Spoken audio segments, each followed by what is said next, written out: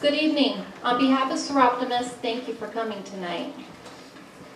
We ask that you turn off your cell phones. Tonight's event will be recorded by the Performing Arts Center. It will be available on YouTube. You can get the link. It can be found on Seroptimus Facebook. Our moderator for tonight will be retired Superior Court Judge John Letton, and he will explain tonight's format. Thank you.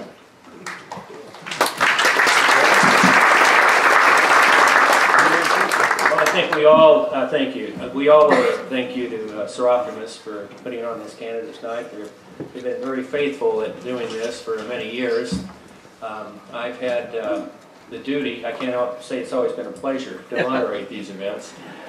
And my word, I don't know how we're going to get through this evening. Never had quite this many candidates before.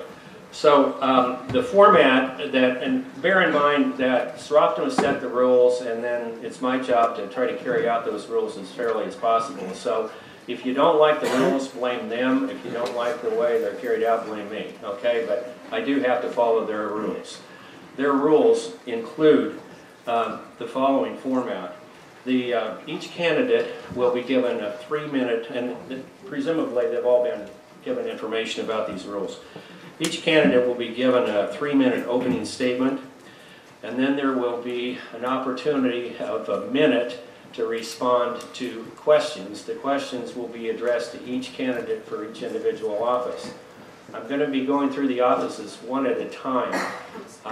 So, for example, if I choose to have the sheriff's candidates first, well, we'll deal with the sheriff's candidates and then go on in terms of the questions.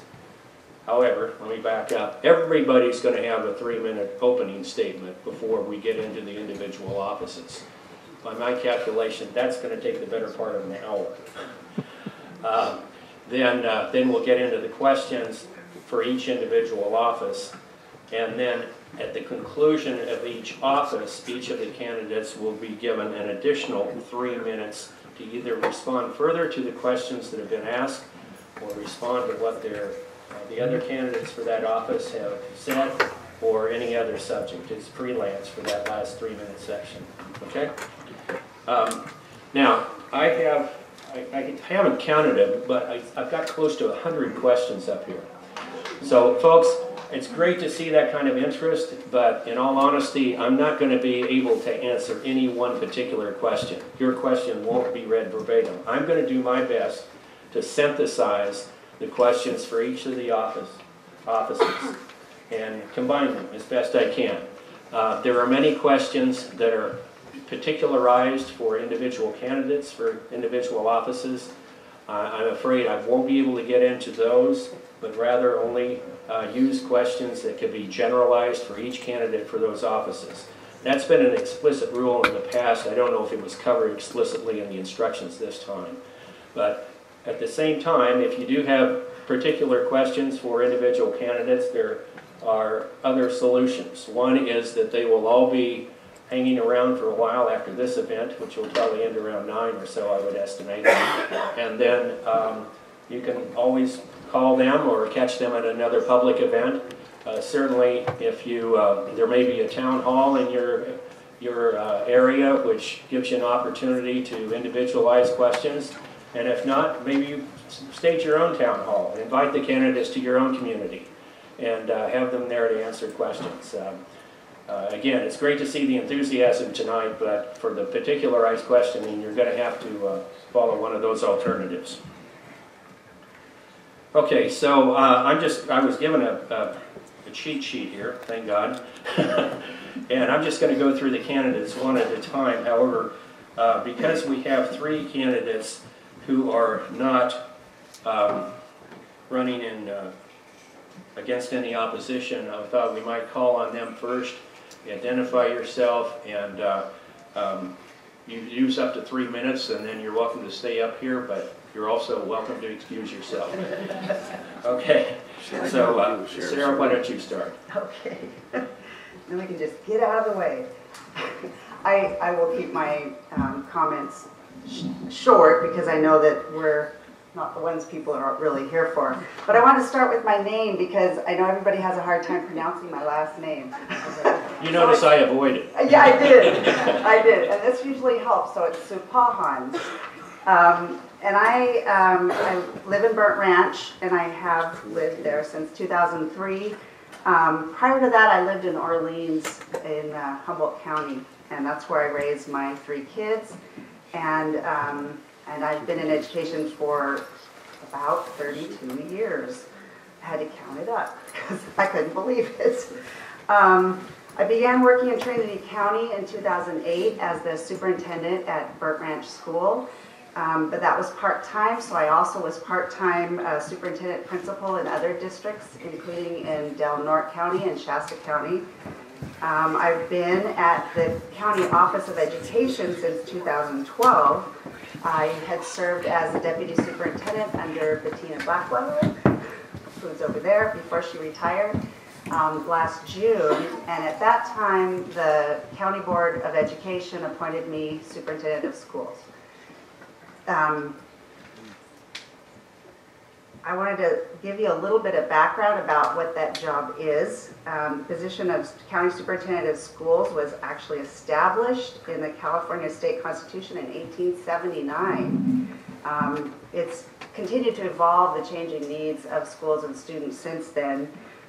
For example, in 1992, AB 1200 was passed, which requires our county office to now oversee the budgets of all the districts in the county. We have 9 districts, to make sure that they're fiscally solvent, essentially.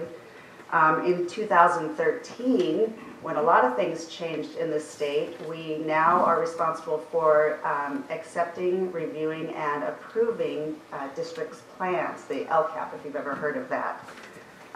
That's part of our job at the county office. We're required to ensure that teachers in districts have the correct qualifications, and we're able to provide temporary certificates to teachers who might need them if they're being processed by the state, because they're really slow. We are also to provide a forum to identify local priorities for childcare and related policies. We provide direct services to some of the really small districts. And basically, just we provide services to our schools. We consider ourselves a service organization, and we do what we can that meets their needs. Okay, thanks.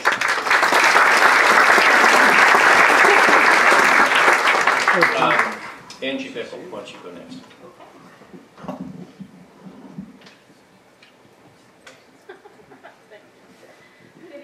For those of you who don't know me, I'm Angie Bickle.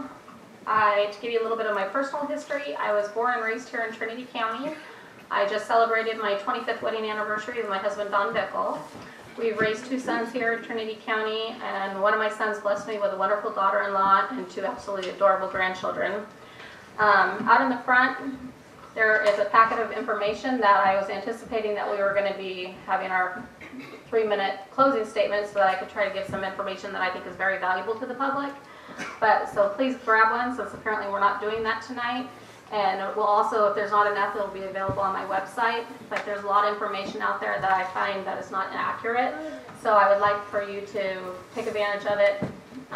For example, like property taxes, people believe that, hey, I pay my property taxes, so why aren't you funding the sheriff's department? Well, the truth be known, for every dollar you pay into the county, 32 cents comes actually into the county's general fund, 64 cents goes to the schools, and the remaining 4 cents goes to special districts that were in existence prior to Prop 13. In regards to my work experience, I've worked for Trinity County for over 26 years. Of that, over 23 years has been in the auditor's office. I started working out in the entry-level position as an account clerk 1 and quickly promoted up to the assistant auditor, which was 7 positions in between. I held the assistant auditor position for 7 years, and then in February of 2014, the board appointed me as the interim auditor-controller. I requested that public defender actually be removed from the realm of the auditor-controller, but I didn't get my wishes. So I was pleased to announce that based on some work I did with an RFP, I was able to reduce the general fund's cost for public defender by $400,000. So that's a huge savings to the general fund. based on all those years of working in the auditor's office, I've actually gained a vast amount of knowledge, which has been proven to be very beneficial to the citizens, county departments, my staff, and pretty much everybody that I've dealt with. So I'm very thankful for the amount of years I've actually served. I have a wonderful staff of 5 employees. I consider them part of my family. We work together as a team in every aspect, whether it's a small task to a large task. I remember taking home envelopes and having to fold paper manually and stuff them in the envelopes and lick them because of the fact we had a mass mailing going out that needed to get done. So I really want to thank my staff. I've worked with them from a period of 3.5 years up to 15 years they've been in the office with me. I believe that honesty and transparency are 2 big aspects for my position, and that's 2 things I will say that I have and I will continue to have. I'm a very direct person when it comes to how I speak. And with that dinging, that apparently means cut it off. Yes, and, 3 minutes. Yeah. Thank you very much. Okay.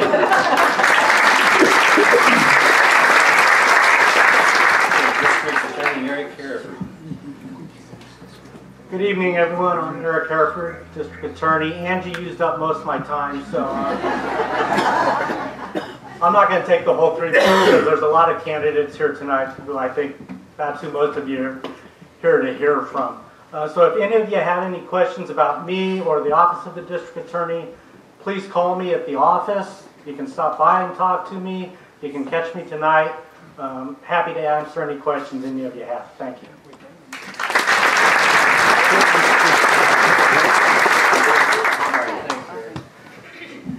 Now,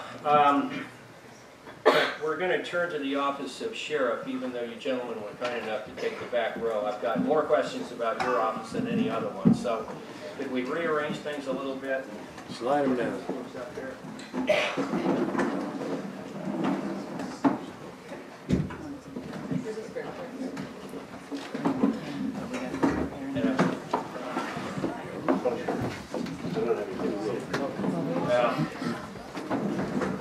I'm sorry, I started the domino effect here.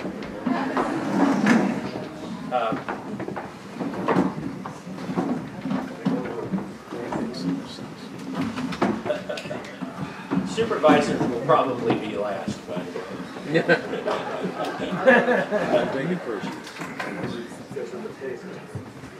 Okay, so these are your opening prepared statements.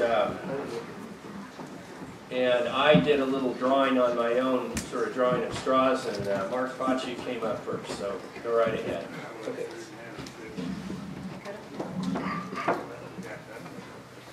Good evening, everybody. Thanks for coming out.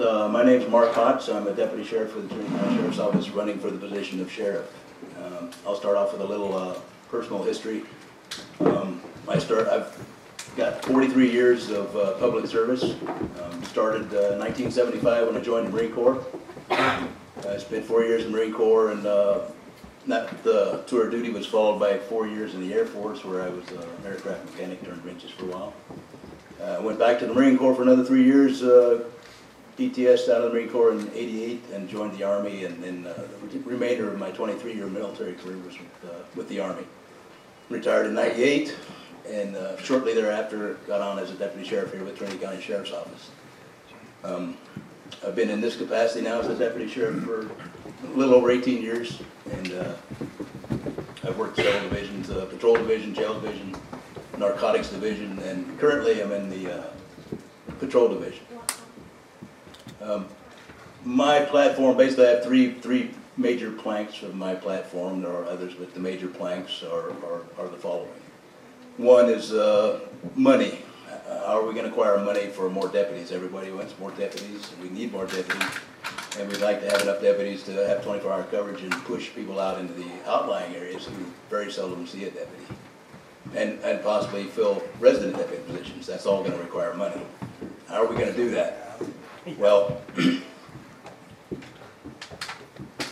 the status quo, what we've been trying for, like I say, the almost 20 years I've been here now is applying for grants, and that hasn't worked out too well. I've seen a precipitous decline in the manpower in the almost 2 decades that I've been here, utilizing that methodology. I propose something brash and different, and that is to eliminate the Trinity River Division of the California Highway Patrol and redirect that existing revenue source to the sheriff, with which he could field approximately additional 40 deputies on top of what we have now. And to me, that makes a lot of sense. We have approximately 20 CHP officers out performing traffic function. The sheriff as well performs traffic function, but the 40 deputies, what's better? I mean, what's more efficient?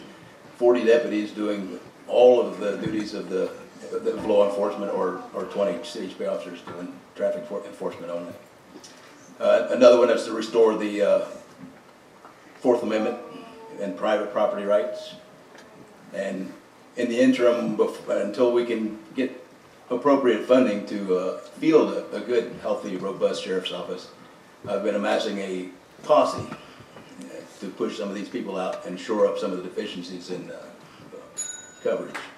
I guess that's my time.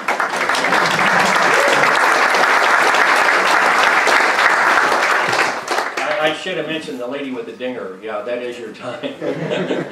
And unfortunately, we don't have a clock running, so you'll be interrupted, and appreciate you stopping when the bell goes out.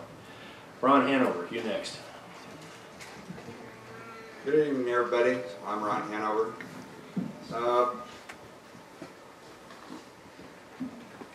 I was born in Trinity County 59 years ago. I'm a fourth generation Trinity County native. My wife Audrey was also raised here. Our children were born here. I've worked in our sawmills, forests, and private businesses. I love this community, and I have a lot vested in Trinity County. I've been serving Trinity County as a deputy with the Sheriff's Office for 21 years. I started my career at the Sheriff's Department working in the jail and quickly promoted to a patrol deputy. I was the lead deputy for many years and was promoted to corporal in charge of administering the code enforcement program for the past 5 years.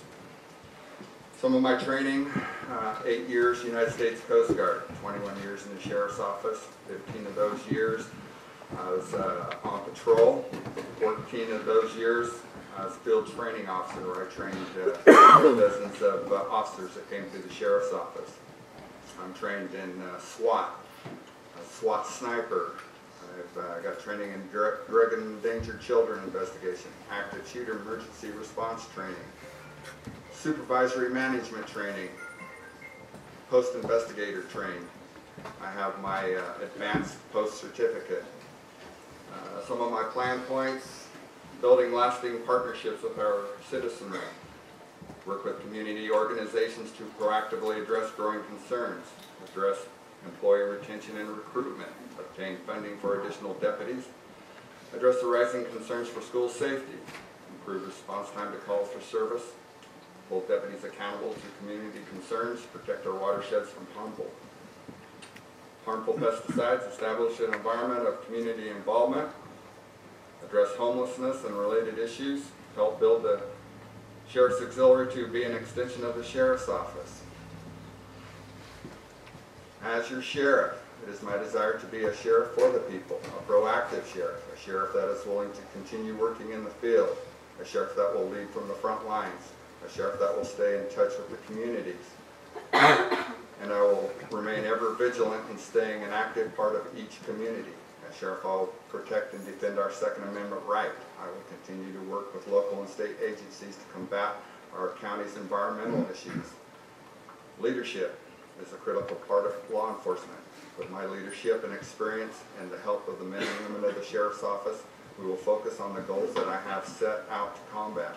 I have the leadership, experience, and training needed to lead the Sheriff's Office into the future.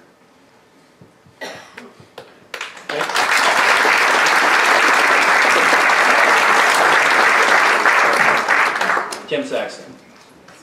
Good evening. I'd also like to thank all of you for coming out tonight. We've had several candidate nights, and this is the biggest group so far, and I'm really excited about this.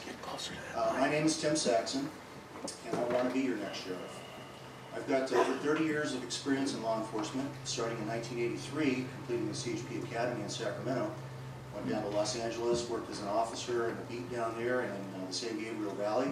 I promoted to sergeant, supervised field troops for several years, before coming to Sacramento, working in headquarters. There I was in charge of all the department's recruitment efforts for every classification within the Highway Patrol statewide. I also did training, teaching at the Academy for Sexual Harassment, and I did several sex discrimination investigations on employees and employees in other departments. I promoted to lieutenant, went to San Jose, went to Oakland. As a field operations officer there, I was in charge of up to 90 employees at a time, in charge of things like fleet management, auditing, quality control. I did occupational safety and internal investigations. I was asked by a chief to go back up to headquarters, where I went to the Office of Special Projects, which is kind of an interesting place. If you can imagine what the department, like the Highway Patrol, you have certain offices, and they all do just one thing. Well, when a certain problem presented itself, the commissioner would try to find a place to go, and if it didn't fit into the right hole, it went to Special Projects. So we had an opportunity to think outside the box on many issues, including facilities development and space needs assessments for dispatchers. I also did the Commissioner Support Unit, and I was in charge of the department's grant operations, about $45 million in grants per year, and preparing the annual highway safety plan for the department to give to the Office of Traffic Safety to get our grants approved. And one thing I learned there is by understanding what a grant is and what the specific components are of that grant, if you don't understand that, you're not going to get a successful grant through. And that's what my unit did. If we got denied a grant, we went back and reworked it and sent it forward again. And I was lucky enough to come up to Trinity River, where I was a commander here for almost 10 years. We moved here in 1998. My wife, my two kids, they went to the elementary school, graduated to high school, went off to college, both of them finishing off 4-year degrees, moving back here and having jobs and raising their families here. So my wife has been a business owner in the community since 2006 as well. And my hope is that you will elect me as your sheriff, because I have the experience, the training, the qualifications, and the desire to be here and do the job that needs to be done to successfully protect the people of Trinity County. Thank you.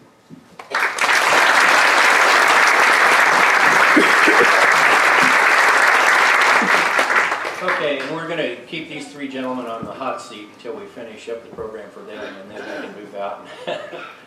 So this is getting to the questions from the audience, and again, I'm paraphrasing a lot of different inquiries, but there's a lot of interest in school safety, needless to say.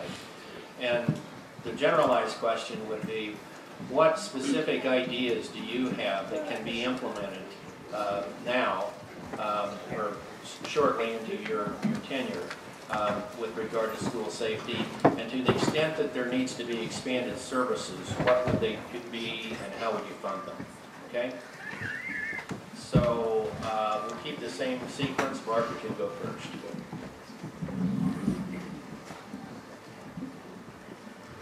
Well, I would immediately authorize any school staff that wishes to do so to arm themselves.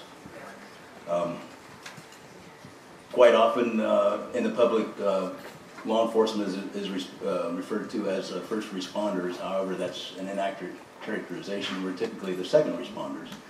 The first responders are those on scene when an incident occurs. And it's incumbent upon those on scene to mitigate the damage by engaging any kind of an active shooter. That seems to be the big thing in the news lately. And I would make it absolutely first thing, make that possible for those who wish to do so, and provide the training to make them efficient at that endeavor. Thanks. Ron? I think the first order of business is,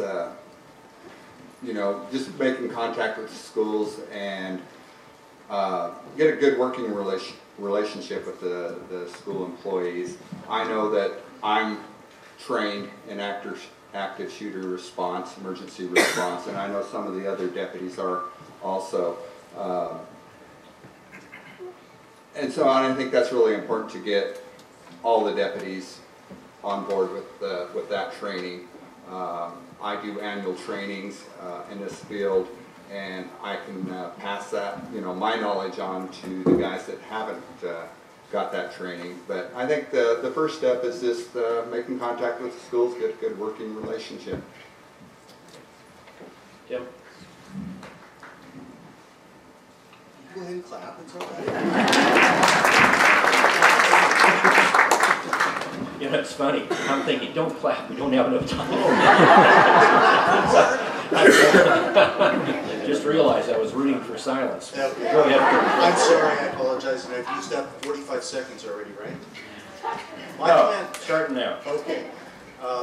You know, it's a multifaceted approach to school safety. One of the things that I'm a proponent of is a school resource officer and partnered up with a juvenile counselor, similar to what we had several years ago. It was a very successful program. This team went out to the various schools and they handled juvenile crisis issues.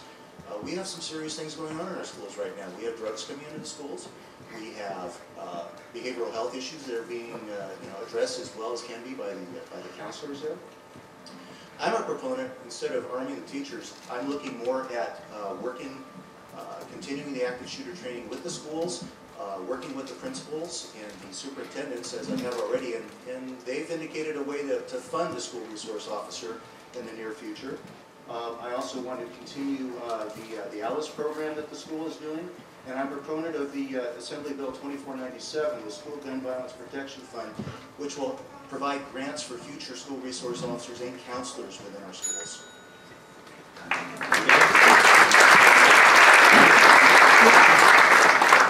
Thanks. We had several questions about, well, believe it or not, cannabis, and particularly for the sheriff's office, whether or not a person's association with the use or cultivation or in any other way association of cannabis would affect your policies with regard to concealed weapons permits. Ron, you want to take that one on? You know, I've actually been giving that some thought, and I haven't really come up with, you know, how I want to approach that issue as far as the cannabis growers being armed. I know that's not the current policy we have in the sheriff's office at this time, and that's something that I will look at in the future and address that at appropriate time. Okay. Tim? I'm not totally sure on the question that's being asked, if it's whether or not you use or cultivate cannabis, you can get a CCW. My understanding right now is if you are addicted to any type of narcotics or any Schedule I substances, then you are precluded from getting a CCW in California. And I was just talking to somebody about this the other day, and apparently there is some type of a rule change in the state of California. I'm not familiar with all of it yet, so I told this individual that, you know, right now, you would not be able to get a CCW under my administration unless I can see that those changes have been made in the government code and the penal code. So that's where I stand on that right now. I'm going to follow the law. If the law says you can get it, then you come in, you talk to me, we'll have an interview, and if I deem it necessary, then yes, you will go ahead and get it. Okay. Mark?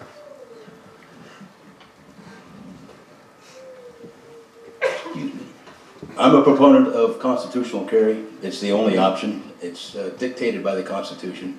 I've sworn allegiance to that Constitution, which is the supreme law of the land, and therefore, no, I would not. We can't pick and choose who can exercise their rights and who can't. The supreme law of the land says you have that right, and I will enforce it.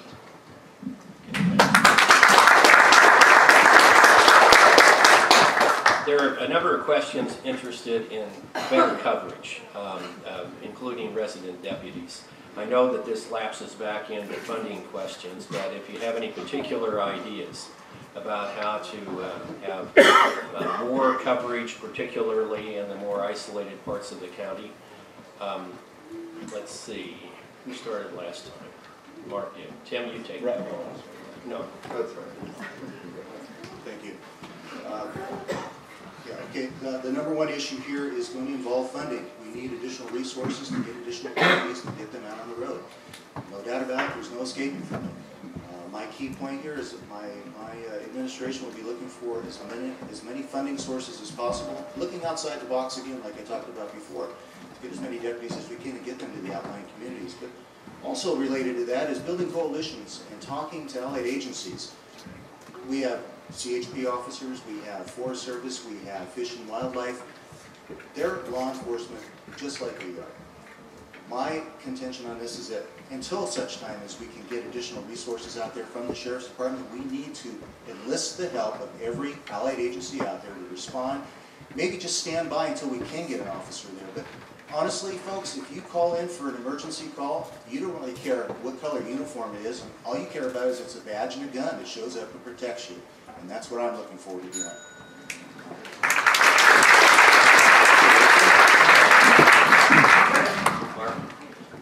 I believe that philosophy is part of the problem. Since I've been at the Sheriff's Office, we've seen a precipitous decline in the number of deputies and a precipitous incline in the number of California Highway Patrol officers. And so I don't see that that's an answer. It's true people want to see a cop when they show up, but what it's led to is the number of deputy sheriffs going down, the number of CHP officers and other agencies going up. I don't see that as a benefit to the Sheriff's Office or our constituents.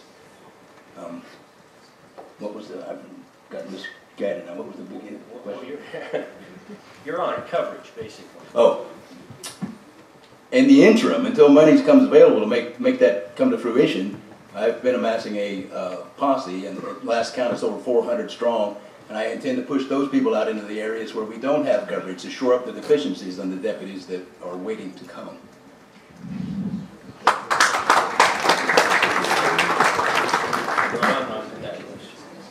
Okay, well, I've been working on this issue already.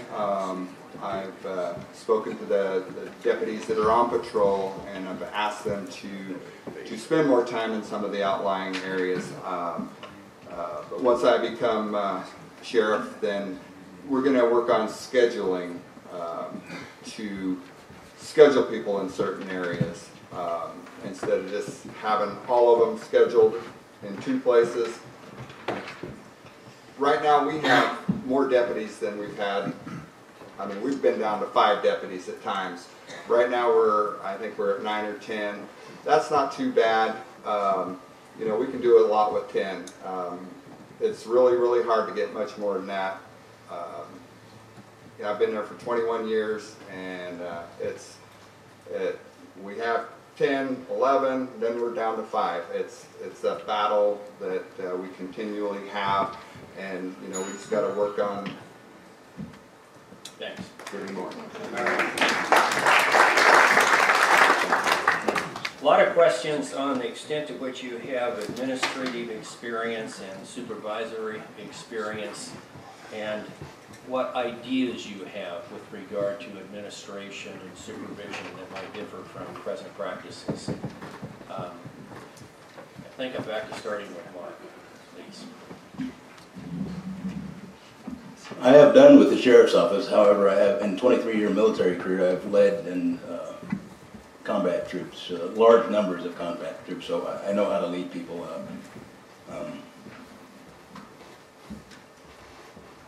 I don't know what else to say other than that.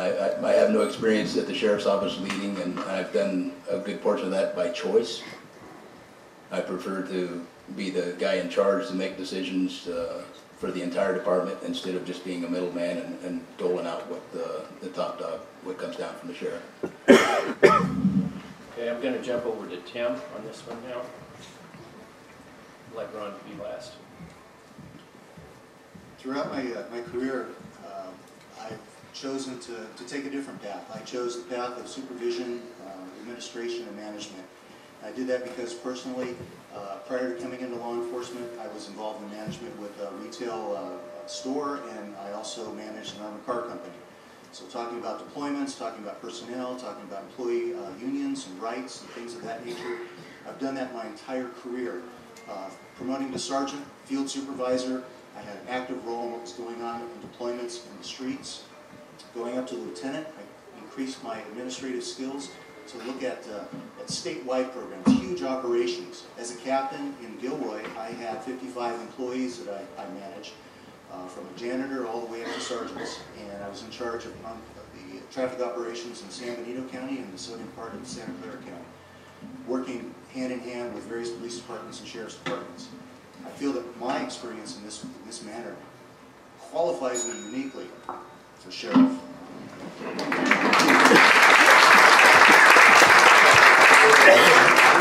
And Ron's going to be next, but just a warning, gentlemen, your 3-minute free time is coming up right away too, because I wanted to finish up one office and then move on to the next office.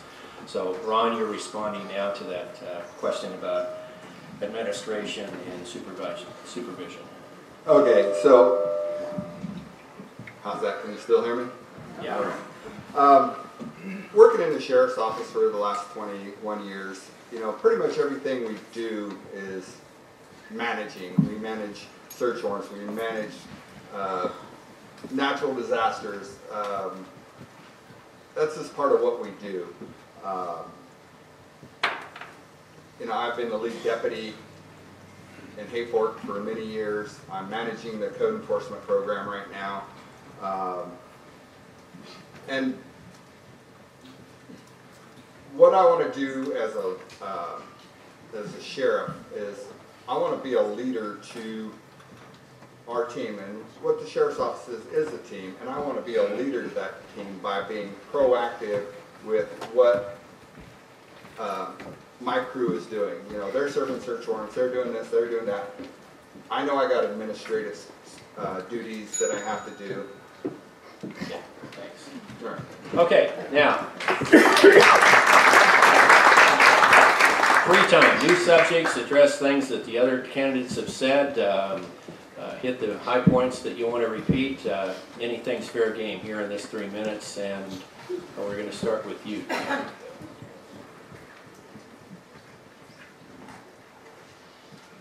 Folks, you're presented with 3 very qualified people here. I will say that because all 3 of us up here have devoted our lives to law enforcement.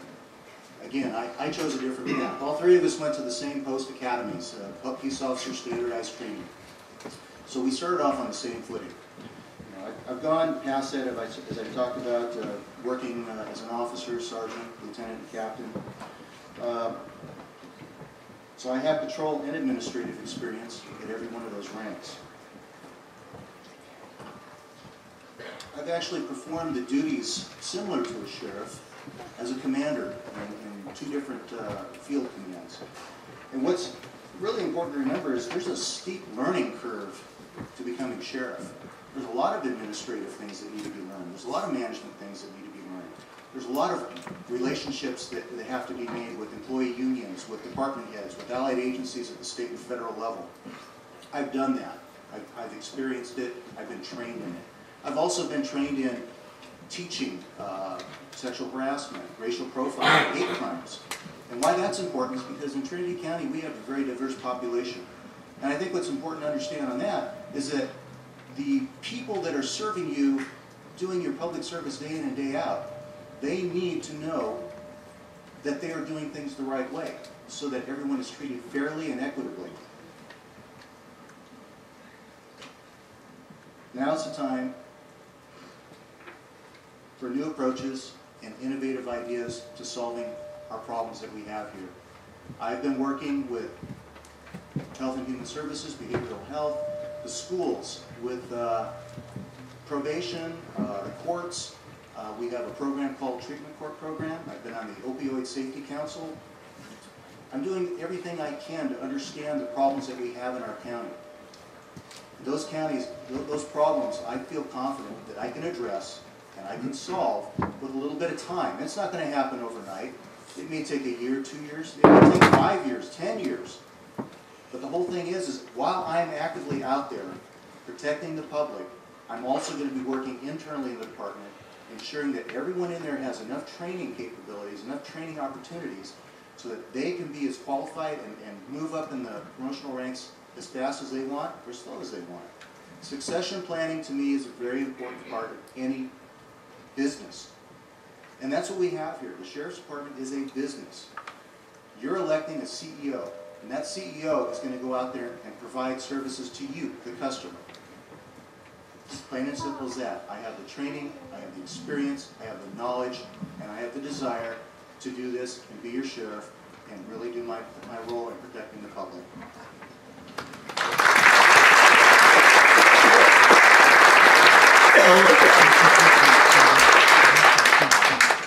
Mark, please.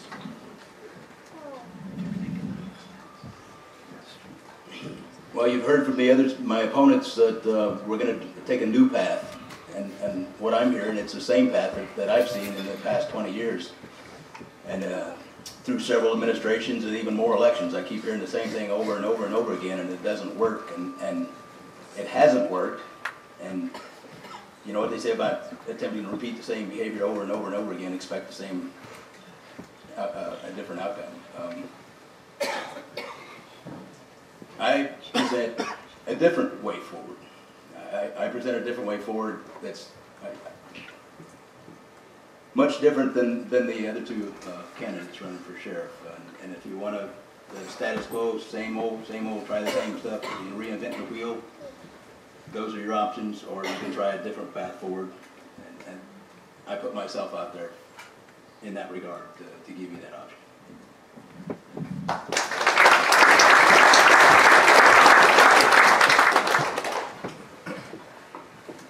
I just have a few words here. You know, I have a promise, and that promise is I'll be a proactive sheriff for the people. I'll be a proactive sheriff with department heads and with the sheriff's office. I'll always strive to make Trintiy County a better, safer place to live, visit, and to raise our families. I will always be honest and sincere. I will always do my best to serve and protect our citizens.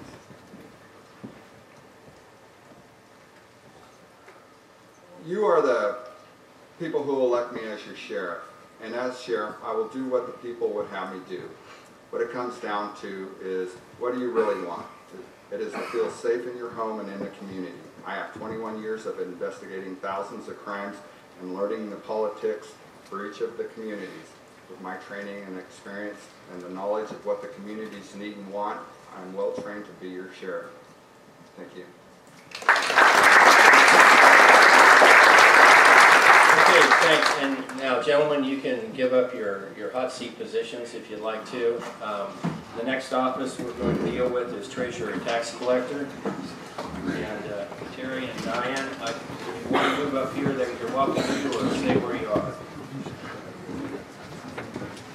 Why don't you move up to the middle?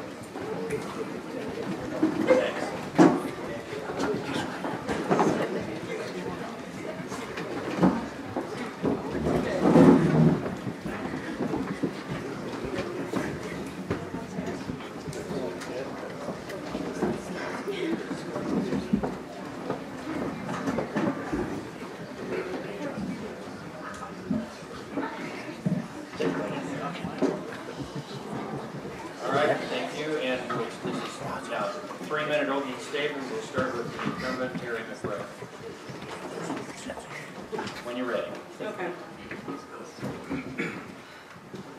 Good evening, everyone, and thank you for the opportunity to reintroduce myself to you. I'm Terry McBrayer, and I'm your current treasurer tax collector. I have served in this office for over 10 years now. To give you a personal perspective on me, I was born in a little town on the East Coast, and my husband was born in a little town on the West Coast. We met in the middle in the big city called Dallas. After visiting his hometown of Weaverville, it won my heart, and we decided that this is a place where we wanted to raise our children. My husband and I have 2 adult children, and we have 1 teenage son. We are also current foster parents as well. We are grateful to have this close-knit community for all of our children. I've held this position since 2009. My finance and banking experience spans 20-plus years. I hold a bachelor's degree in accounting with an emphasis in business administration. I'm a credentialed California County Senior Executive through CSAC. The credential that I hold through CSAC is a 2-year program that has specific curriculum requirements designated for county officials, and it's built on a foundation of leadership and policy competencies that's expected of effective county officials. As treasurer, I'm also in charge of our capital reserves, which means balancing the needs of various constituents within the guidelines of our policies as well as the state codes. Safety, liquidity, and return within the cash flow restraints of our county and other depositors are my mandate. Additionally, I serve as a depository performing cash management functions for all funds belonging to the county, schools, and special districts within the county.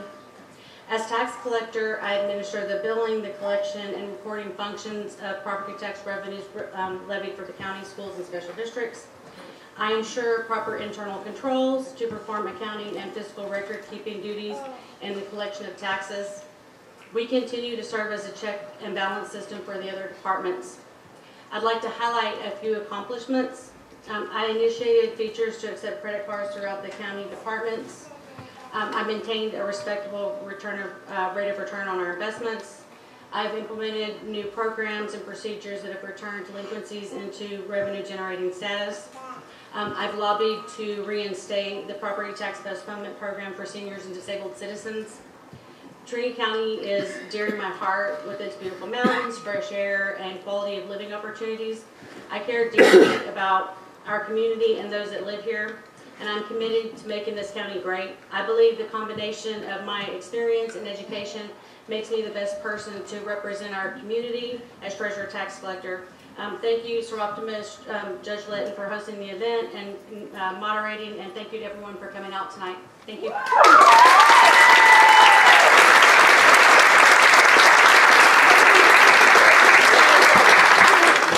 Diane, 3 minutes. Hi, my name is Diane Richards. I'm very honored to be here in front of you and be able to converse with you one-on-one. As we left our home and traveled through Hayfork Valley, a bald eagle flew over our car, which is a wonderful omen. And that's what I want to protect, is our freedom. And I've found many problems here in our county, and I want to address those, and I have been. I've been doing a citizens independent audit. I was stymied by the county council, but many of the things that I found and that people helped me find, including the auditor's office, was that we have a lot of red flags here. One of the things that people should be aware is that there is a independent audit of our accounts, of our monies here in the county every year. However, it's the same auditor year after year after year. They give each other awards. The county awards them for being a wonderful independent auditor, and they give the county an award for being a wonderful county. Yet, the red flags are there. We have negative cash balances. For instance, one of the accounts is the grants program, $500,000 negative. Where did that money go? It's never been determined. It sits there year after year undetermined, including the problems still are there from the hospital, still sits on our books. I've had many people come up to me and say that they went and paid their tax bill when the office was open because they had very limited hours until recently when I filed my statement that I would keep the office open 9 to 5, that they were then billed for the same bill that they just paid. And I said, well, did you get a receipt? Did you get anything? And so there are red flags for that. There is also from very good sources that we have someone working there who was accused of embezzlement 3 times at 3 different finance institutions. I think that there should be different hiring practices in that office where we're dealing with $100 million in state and federal mandate funds plus our county funds every year. So we need to have perhaps a polygraph for anyone that works there. We need to have a tight ship run. I do have experience in finance and in business. I've run many, many businesses. And I do want to mention my family. My greatest achievement, I believe, is a mother of 6, including a miraculous birth of triplets, 2 of which are Hayfork fire fighters as well as EMTs. All my children are contributing members of society, and that's what I'm doing here while I'm running today. Thank you very much.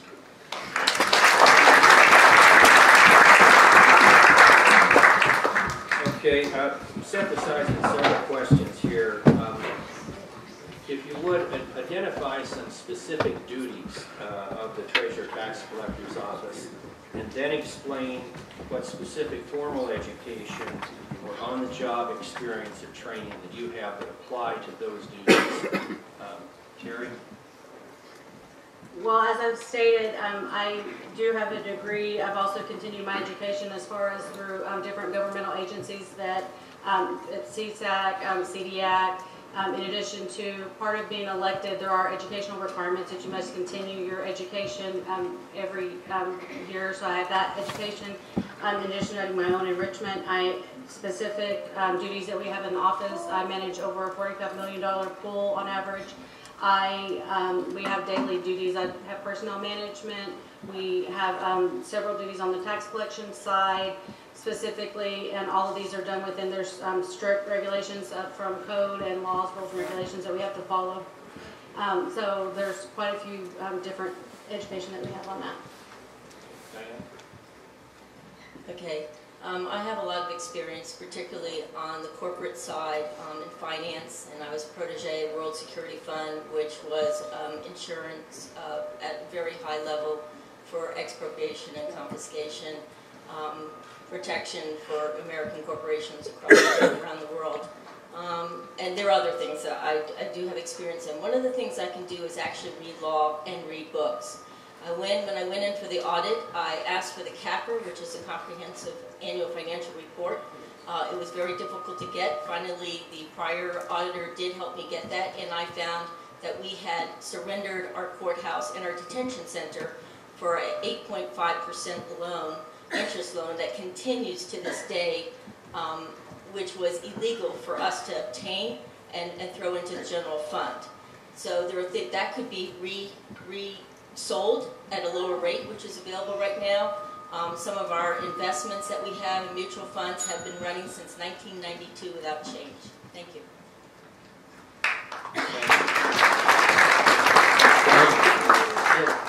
Is public input important for this office? And if so, how should it be utilized, or how would you promote public input?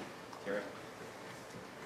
I have public input all the time. I have people, being that we're a small community, some folks call me on my cell phone and like to give me their public input, but I have a tax collector email, I have a treasurer email, along with a personal county email and a personal email.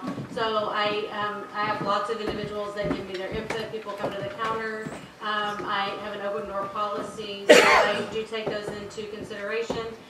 Depending on what code allows for, I try to take that into consideration. If it's something that's allowable that can accommodate what the public would like, I do try to accommodate if at all possible. All right, I get a lot of input. I'm actually the editor of the Trinity Gazette, so I get a lot of calls and tips and what have you. But one of the things that's very vital here that is not being done, not only do we not have transparency, every single account that we have should be on the website so we know what the totals are every month. But what we don't have, that a treasurer's department should have, is an oversight committee, and that would be made up of members of the public, ex-accountants, ex-CPAs. We need that, 10 to 12 people to look at what's going on in there, not just internal.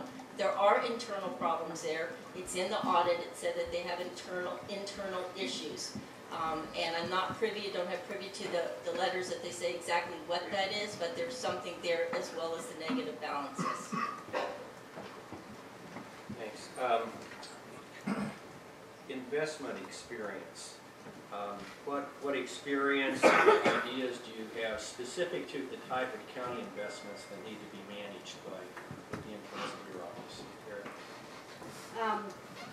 As I said before, I do have the formal educational experience in addition to the education specific to managing a governmental public funds portfolio. So basically there is a methodical cash flow process, and as far as making sure that all of my pool participants, I'm looking at what their needs are to make sure that what I'm investing coincides with what the needs are for the different pool participants, making sure that times up with the cash flows of what we have for our dry periods, making sure that those are within the limitations and restrictions that we have for our investment policy as far as government code allows.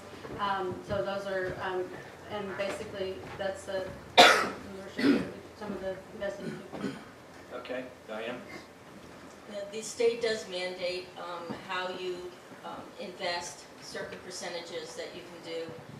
When I was looking at some of our investments, one that pops up that I don't like is our investment of $2 million since 1992 in a French company that was fined for excessive fees, so I'm not really sure if we're making any money there. It says that anywhere from 1 to 1% return there. However, what are the fees? It doesn't address that, and this company was notorious. I think that we should invest in American companies, not French ones. So that would be an example. I believe America first. I think everybody here in this county would concur that we could find an American company to put $2 million with instead of a French one, as an example.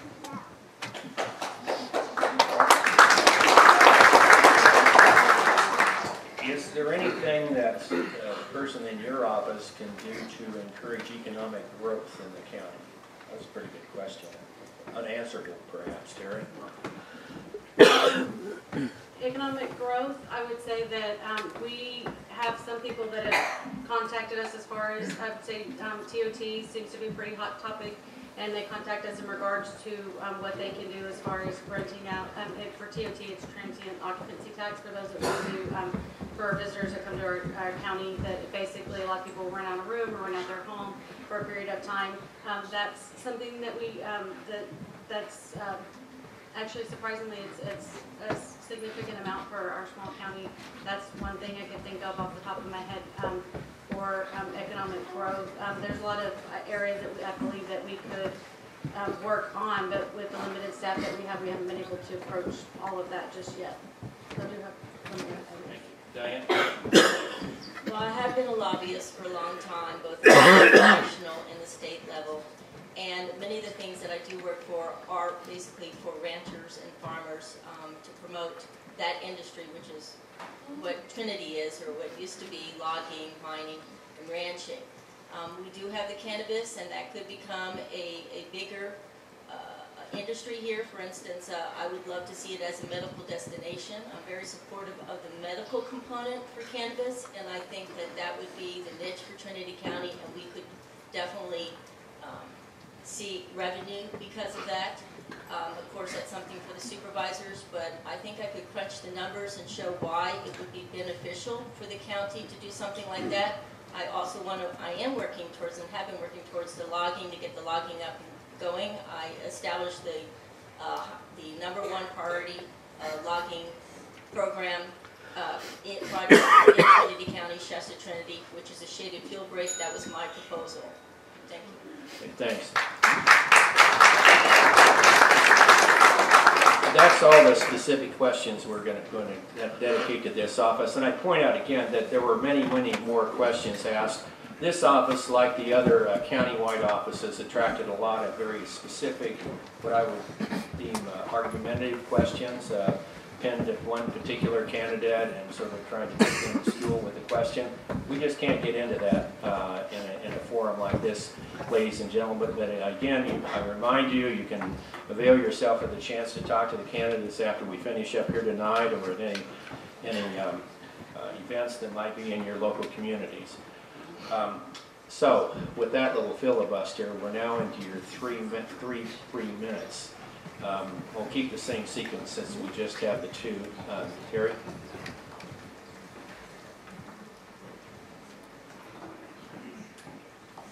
Thank you again for this opportunity. I've absolutely appreciated the privilege of serving as your treasurer tax collector since 2009. It's been an incredible opportunity and a serious obligation to serve the constituents of Trinity County. The duties and responsibility of the treasurer tax collector are established by laws, codes, and county ordinances. As an elected official, I have a fiduciary responsibility. I am compliant and subject to the prudent investor standard. My job in the summarized version, it is to collect, protect, and invest the vital revenues of the county. We've survived some challenging times, and we anticipate that there'll be many more challenging days ahead. I have a wonderful team that works hard and strives to ensure the best experience of community members. I truly appreciate their attitudes, ethics, and service. We survived the turmoil when the state decided to issue the county's IOUs. We endured the housing market crash and withstood the sustained near-zero interest rate environment without any detrimental effects. It's the caring, committed people that make us a superb team. I would like to touch a little bit about some misstatements. So, in regards to negative fund balances, again, that is not a treasurer tax function, that is an auditor function. The courthouse is still, the courthouse belongs to the courthouse. It is a pledged asset for a debt financing, and that is also something that's underway for refinancing currently.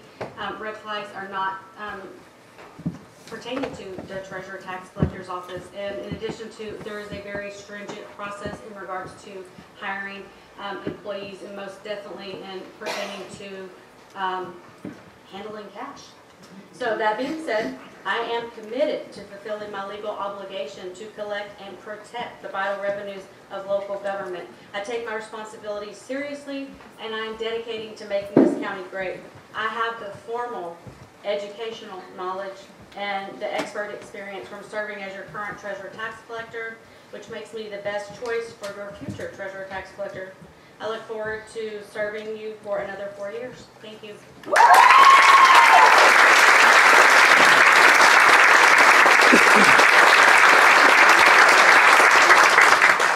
Diane? Thank you. Again, thank you for coming tonight.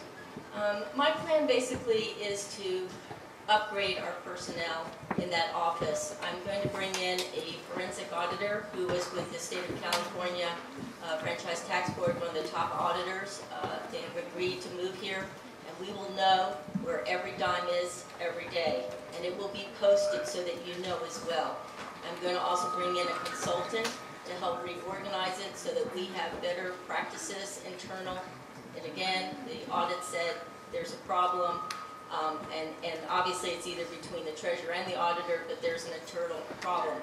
So I'm going to bring in a CPA that took over as a consultant only, that took over the largest employer in Oakland, was in bankruptcy, and he made that flush, and he was a CPA, and then he was the CEO, and he will assist as well, so we can find out where this $100 million every year is going. We want to know where every dime is, and we want 100% transparency, so I know where it is and you know where it is. Often during the Board of Supervisors meetings when they're budgeting or asking for money, they'll say, well, where's that money? There's no money in that account. Oh, it's somewhere in some account. We've seen this year after year after year. Why are those monies in some other account? That's part of the job of the treasurer to maintain those bank accounts. That's cash. So I intend to get very expert at this. Our office will have very high-level people. I may very well retain Terry because she was an employee there for a long time. There's no reason why I'm not to be there. I don't know why that's funny. She was a good employee all this time. But there are things in our investments, for instance, that have not changed at all since 1992. It's just you put your on the table and it's just riding. And I think there's things that can be done with that, as well as finding out where is our money. Where is this $100 million a year going? Don't you want to know why don't we have the amount of sheriffs that we used to have, deputies? We used to have a lot more deputies and we had a lot less money. How come that's happening? There must be, the money must be there going somewhere, but not to public safety. So that's what I want, one of the things I want to find out. And that's going to be my job, to figure out where that is and find those monies for the programs that we really need, like public safety. So I hope you'll put your trust in me. I won't let you down. Thank you very much for coming tonight.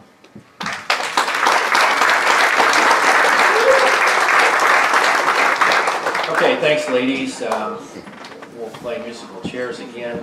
The next office we will deal with is clerk-recorder-assessor elections. If you're more comfortable down there again, you can just stay there, or make a joint decision there. Yeah. We do have microphones over in the center that we don't have over there. You're right, so let's move. Get closer to it.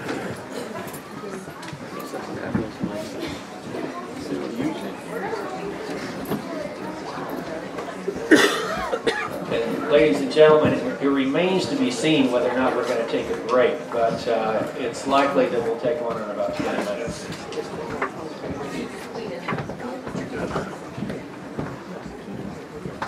Okay, we have Forensic Dini, Shauna White, and Lisa Wright going left to right there, ladies and gentlemen, and since I read off the names that way, we'll start in that fashion as well. This is 3 minutes introductory statement. Forensic? as you all know, I'm Corinne Zucchini, and I have spent the last 12 years fighting for our rights and freedoms. Our right to liberty and the pursuit of happiness is constantly being threatened by officials who believe that the people are not capable of governing their own lives. This needs to change, and it needs to start at our elections. Making sure that our elections are honest is the first step to ensuring our liberty. The second step is to involve the public in every aspect of the electoral process. From voting to observing elections to running for office, the people must participate, and as our elections officer, it will be my mission to make sure all these activities are easy to do and that more people participate in running our county and our country. Our assessments are too high and are in fact abnormal, with a backlog of appeals caused by misassessments. Our poor citizens are suffering because of this incorrect application of tax laws and are unable to find relief from the current assessor's office. Please join me in giving Trinity County back its prosperity by voting for me so that we can live our lives knowing that there are people who will fight for us and that we can fight for ourselves. Thank you so much for having me tonight, and I look forward to your questions.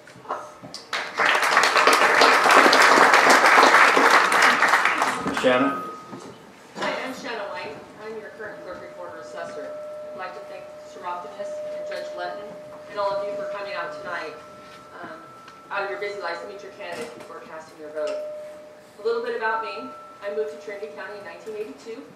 I married my husband, Greg, 30 years ago, and we're successful business owners of White Construction and Roofing. We're the proud parents of 2 daughters who were born and raised in Trinity County. So my career began in Trinity County 23 years ago as an account clerk in the Auditor-controller's office. Through hard work and dedication, I am now your county clerk-recorder-assessor.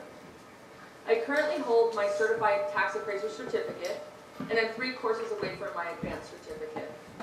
I also hold a certificate in recordable document examiner and have completed courses towards a California Professional Elections Administration credential. I continue to attend annual trainings to keep me up on various law changes and procedures.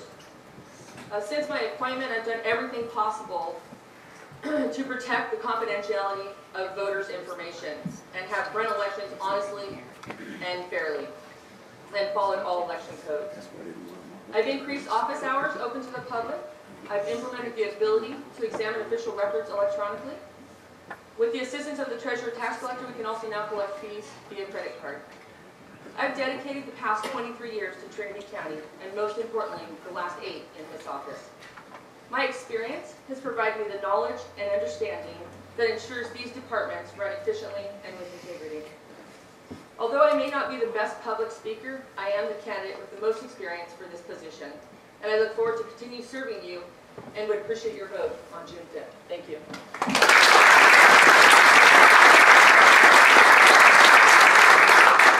Lisa Wright? Good evening, I'm Lisa Wright. Thank you to Mr. Optimus, Judge Letton, for putting this event on. I'm here tonight to ask you to make the right choice this election. You've had nearly a decade of Board of Supervisor appointed clerk assessor recorders, I'm going to refer to as the CRA, except for a few months of elected officials. And I think that that may have contributed to some of the issues we're having now. Let's look at some of the facts. In 2016, the grand jury issued a report citing several violations of election code by the current appointed CRA. That's very concerning. I served on the grand jury in 2010, and they base their reports on facts. They're not rumors or vendettas like some people may have you believe. They take their job very seriously and spend nearly a year putting those facts together before they present them to the judge. Second, there was a 2015 Board of Equalization report during the office tenure of the now appointed CRA that found 22 areas of significant problems in the assessment practices. I've been unable to find any public reports on how these corrections are being made with these fact-based findings. All I hear are denials. So you might say, who's Lisa Wright? You haven't heard of me, maybe you haven't seen me around. So let's take you back to the 3rd grade with me to the library day when I was searching out every biography that I could find on the American presidency. By the 6th grade, I thought I was going to be the next president. In high school, I was walking door to door on cold Midwestern election days, trying to get people out to vote. So I've been enthralled with democracy since I was a child. I went on to earn a bachelor's degree in political science and French, a master's degree in public administration, and I was selected as one of 200 to the presidential management program during the Reagan and into the Bush administrations, really with the goal of improving the efficiency and effectiveness of government. I served in the Department of Justice at the Executive Office for U.S. Trustees, where we rolled out a self-funded pilot program nationwide with investment authority. I also received training at that time in fraud investigation from the Federal Law Enforcement Training Center. But home and community really pulled me back to my roots. I later served as a controller at a college, an executive director of a chamber of commerce, and an executive director of an economic development corporation, where we focused on expanding the tax base instead of continuing to tap into our citizens' fixed incomes by raising assessments and taxes.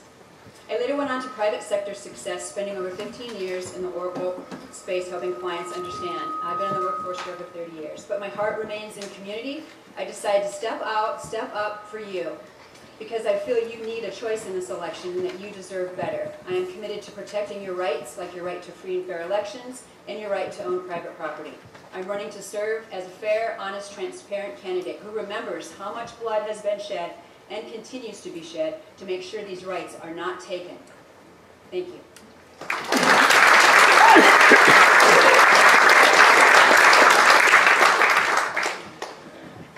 Okay, combining several questions here. What would you do in that office in times of disasters like the Helena fire? And I'm going to combine that just in case you don't have a direct answer to that. What could be done from your office for economic development in Trinity County? Sorry, I wasn't in the mic. Did you hear the question okay? Yes, they started Okay, me. so what would you do about disasters like the Helena fire? And certainly this has to be within the scope of power in your office. Now let's just take that one by itself. We'll separate it. So, starting with Frenzy. Okay. Well, there are steps that you take when there's a disaster like Helena. And I personally toured the Helena fire, and I saw just how much devastation there was. And there are disaster relief forms that you can fill out that the assessor's office can then reassess your property so that it is much, much lower, so you don't have to pay like what you were paying when you had a house there or you had your farm there. There's a few other things to do, but not really enough time to really go into everything that you can do for people in disasters. So something our office could do for the Helena fire is exactly what we did do. We immediately, as soon as we heard about the fire, we reached out and attended any meetings that there were for the community. We immediately reassessed property values to take off those values of the burned property. It's called a calamity. So therefore, your property values are lessened until you rebuild. As soon as you rebuild, you obtain your Prop 13 base year values if you build something that's exactly the same. So that's what my office does if there's a disaster of that nature. Lisa? Thank you. I think both the candidates covered it very well. As Mrs. White said, there was that disaster in Helena, and I know that the office was able to work closely with the tax collector. I think with the Board of Supervisors as well, you'd want to work very closely, look at all types of abatements that you can provide to reduce the taxes. It's probably going to take more than a year or so because the loss is so significant for them to catch up. So I think you need to look at programs that can ease them back in as they're eased back into their life and their new homes. Thank you. Now we'll get to that economic development question. Is there anything you can do from the Office of Clerk-recorder-assessor to spur an economic development in the country and in the county, excuse me, and if so, how would you do that? Forenza? Well, there's a few things you can do, but this office is not based upon economic development. It really isn't. But you can reduce the rates that people are being taxed for their property, which gives them a little more leeway to actually do something with their money. But this is a very, very small percentage that you can reduce. We're not, for the most part, overdoing that very much as it is, but you can bring it down to the bare minimum so that people have a little more leeway to do things with their own money. Sean? This office doesn't have any contributions, in my opinion, for economic development. Lisa, you agree? No, I don't agree. Having an economic development background, I served in that role for 8 years in the community. And I think that it's important that this office really represent the people. And so I would want to, as your representative, go before the Board of Supervisors to advocate strong economic development programs and the expansion of that tax base. I don't think that the onerous taxes should all fall onto your backs. Many of you are on fixed incomes. I know my property assessment went up 30%. My income didn't go up 30% in that time. So there is definitely a way that I could be an advocate for you and can continue to speak out publicly for the need for economic development and that tax-based expansion. Thank you. All right. Next question has to do with confidentiality of voter information. Your comments on whether or not our present system in the county is adequate to ensure confidentiality of voter information, and if not, what would you do to correct any deficiencies? Forenza. Well, honestly, they're not good enough. The office does not have enough training to the personnel in it to do everything as accurately as they could be. So they need better training, and that is one of my goals if I'm elected, is to retrain our office staff so that they have better service, better privacy training, and better customer service. Thank you. Shauna? The confidentiality of voters has been one of my biggest fights as being the clerk-recorder-assessor. There are people who believe that your information in your voter record should be open to the public. There is no law that says it should be, and I will fight for that and make sure that your information is kept confidential. As for the training of my staff, I have a very good staff in my office, all 4 of them. They're trained and they do excellent customer service. Lisa? The public confidentiality, or the private, I guess, confidentiality of your vote is very important. And that's really the only thing that's secret about an election, is when you cast your ballot. The rest of the process and the procedure should be open for public observation. And that's the issue that this office has had in the past, is the reluctance and the denial of public observation throughout that process. You have that right to ensure that free and fair elections are being conducted. It doesn't include the right to see who you voted for specifically. That's the secret part about voting. That's what needs to be protected and would continue to be protected in my office. All right, thank you, ladies. And that does lead into the next one about public observation. We're all aware that there have been some criticisms. We had a lot of, and rebuttals to those criticisms, and we had a lot of questions on that subject. I'm not going to phrase any particular question, but just throw that subject out to you. On public observation of the elections process. Forenza? Well, we need full access to public observers for our elections process. We do not have enough. Our elections observers in the last election were actually restricted to a window outside of the elections office and were not allowed to properly observe the electoral process. This needs to change, and it should change before I get in office. It's part of our laws to have observation, and they're not being properly followed. Shauna? So the public observation, you do have the right to observe the process of an election. Every single one of you do. You do not have the right to see voters' confidential information. Yes, your votes cast is definitely confidential. Your address, your driver's license number, your phone number, that's all confidential information. There's certain requirements that allow you to see that. There are individuals in the public who want to see that. They want to stand over my staff's shoulder while all of these things are happening, and that will not happen. We did, last election, do some remodeling, created a window, so there's a hallway. So if anybody who wants to observe the process is more than welcome to come watch the process. Lisa? So the grand jury findings were very specific, and these are factual findings.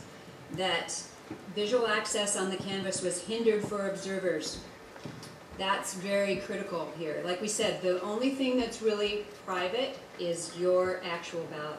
Otherwise, you have a right to view how these ballots are being processed. I've seen a video. I've seen it in action. And a shade went up in the window right when observers were trying to view things. Things cannot happen that way. You need to be transparent in this office. You need to be honest. You need to be fair. You need to be kind to the public. Giving public observation to voters and citizens is critical. Thanks. This office, like just about every other office that we're considering here tonight, had a lot of questions about the cannabis industry and whether or not candidates are connected with the cannabis industry or not. I realize that we all probably have differing opinions as to whether or not that's relevant to a particular office. Certainly it is for some and perhaps less for others. But in any event, this office in particular had a focus on that. So what I'd like to do, though you've touched on your background and your view of your qualifications for the office, if you would explain the extent to which you have been involved in the cannabis industry, and explain also your means of support for the last, say, 10 years or so. I think you may have already covered that, but I've got a lot of questions in that area, and I feel like it's only fair that those questions be asked. Forenza? Well, in the cannabis industry, very little. I've attended a lot of meetings having to do with the cannabis industry, but I am very little to do with it. My experience includes working for my family's 4 automotive shops, doing the bookkeeping, accounts payable, and customer service since I was 12 years old. And I've been running our family ranch and mining ventures, and I'm a member of the oldest mining district in the United States. I served as a member of the Trintiy County Collaborative for 2 years to help make our communities fire safe, and I have dedicated my entire adult life to community service. Shauna? As for the cannabis industry, I have no participation in the cannabis industry other than in my office assessing businesses that have the cannabis. I'm sorry, and I question. Well, it was basically your means of support for the last 10 years. You may have already covered that. If you haven't, fill in the Means of blanks. support in cannabis? No, just in general, for you and your family. Oh, so I have worked for the county for the past 23 years, and the last 8 of them being in this office. And Lisa? Thank you for that question. I know that has come up personally as well. So I do advocate for the cannabis industry. About a year ago, I started to get involved from an economic development perspective to make sure, or to contribute, I guess, my knowledge to the Board of Supervisors, because I think that it was very important that they execute on the state laws and the power that they've been granted, and I'm hoping we hear more about that from the Board of Supervisors. In terms of my financial support over the last 10 years, as I mentioned, the last 15 years I've had a successful career in Oracle software sales and consulting sales. That's my primary area of income. Within that, I also have a couple of my own businesses in the consulting area that I derive income from as well. Form 700s are filed by all the candidates where you can request through a public records acquisition to view in more detail what those investments might entail for any of us. Okay, thanks. And now, ladies, it's free time. Again, you have up to 3 minutes to elaborate on any of your comments you've already made. Respond to some of the comments made by other candidates or any other subject. Your choice. Forenza?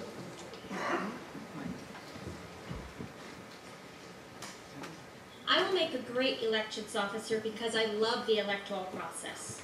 I want voter registration to be at an all-time high during my tenure.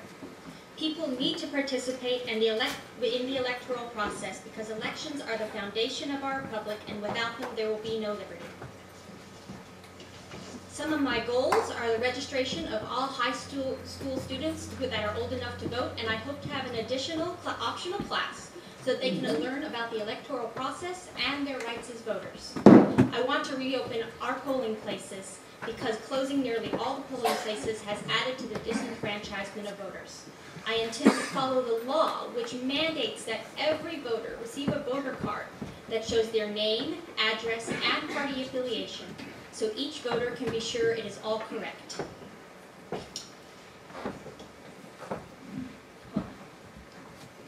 Another one of my goals is to train the personnel, both permanent and temporary, like poll and canvass workers, so they are professional and follow the law.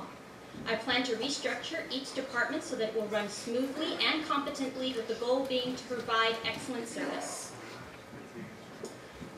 My experience is unique, as I have been politically active since I was 16 years old, and I lobbied extensively at the state capitol for ranchers and farmers, and know how to make appointments with the legislators, go to their office and explain issues and suggest solutions.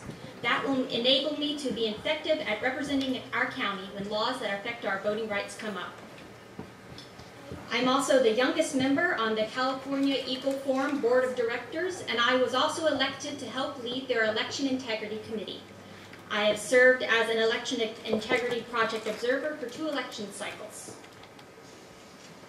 I have been working diligently to fix our elections office, and I have found that the only way I can do this is from the inside as the elections officer. Thank you so much for your time tonight, and I enjoyed your questions.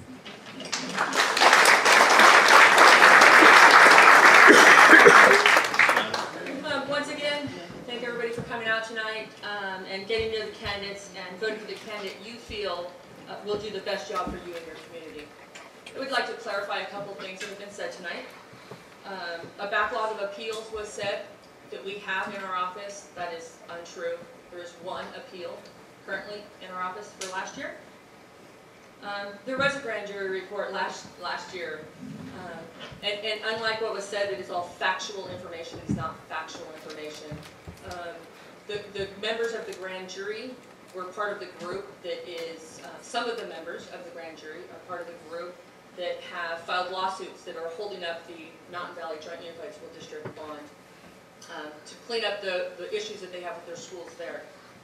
I wrote a response to that grand jury report. The Board of Supervisors wrote a response to that grand jury report. So I would encourage everybody to look at all of those. And if you have any questions for me, feel free to ask me, because I'm an open book and I won't lie. As for the BOE survey that was done, it was done in 2012. The Board of Equalization completed that in 2014. That survey was done for the 5 years prior to 2012, so that was in 2007. I started in the office in 2010. There were 20 or so recommendations. So with those recommendations, the Board of Equalization then does a sampling. So they came back into our office in 2015 under my leadership. They did a sampling of records. Their values were our values were 98.9% of what their values were. So to go to say that my office is not functioning correctly, that we're doing things that are against the law, I just think are untrue. So I'm gonna leave it with, there's been many false allegations about myself, my office, and I'm hoping that tonight clarified some of those. If it didn't, please contact me, because I'm an open book. The past 23 years in Trinity County, most importantly the last 8, gave me the knowledge and experience that's essential for this position. So I look forward to continue serving you, and I would appreciate your vote on June 5th. Thank you.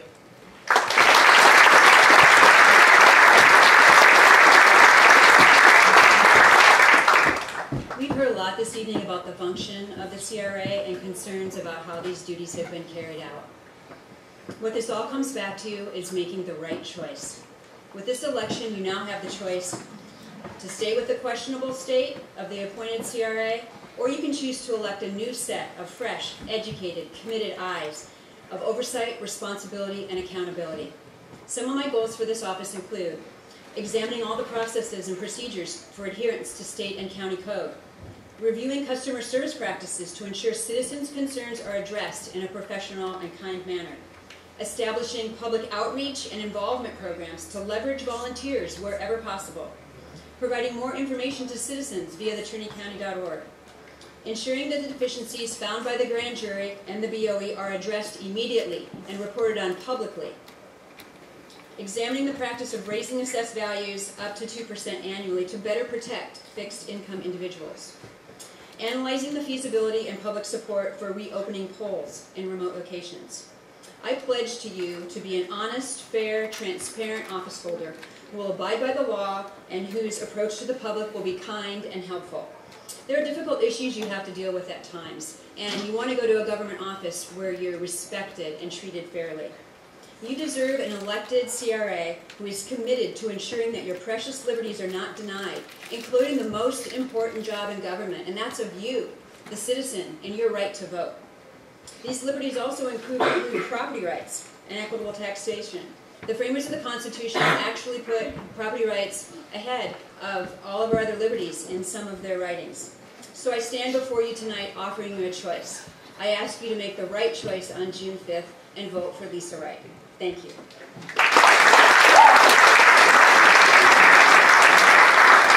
Okay, thank you, candidates. We are going to take a short break at this point. I'm trying to hold it down to 10 minutes, and I asked the Seropolis to serve as marshals to try to get everybody back in here. So in their seats in 10 minutes or so. Your opening remarks, and then I'm going to play it by ear as to how much the individual questions relate to both districts. So let's start on my right, Terry Mines. Hello, my name is Terry Mines. I'm currently the District 4 Supervisor. I was appointed by the Governor's Office in December. I am a graduate from Cal State Fullerton. I have a minor in elementary education. I was a defense contractor for 15 years. I was a commercial fisherman for 33 years. And for the last 2 years, I've been a commercial cannabis farmer. Listening to what I've heard tonight, I feel that we need to come together as a community. We have a very serious problem in our community. It happens to be poverty.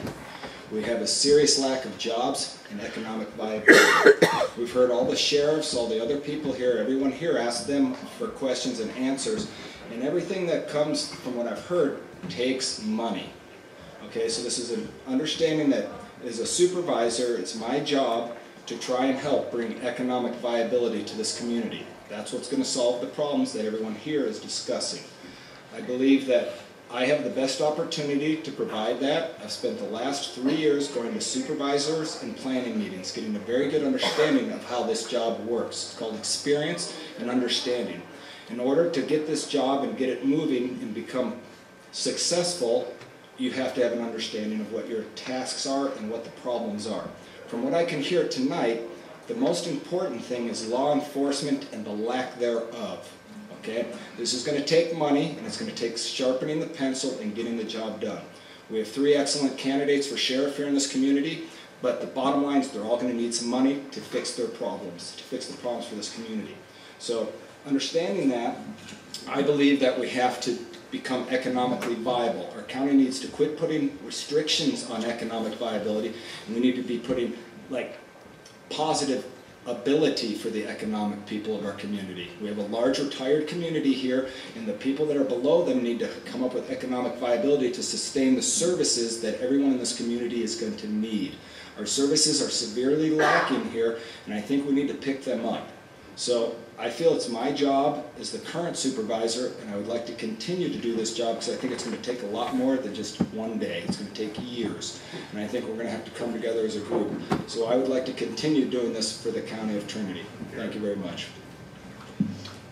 All right, Donnie Morris. By the way, the first 4 on your right are candidates for District 4 Supervisor, and the 2 on the left for District 1. Donnie?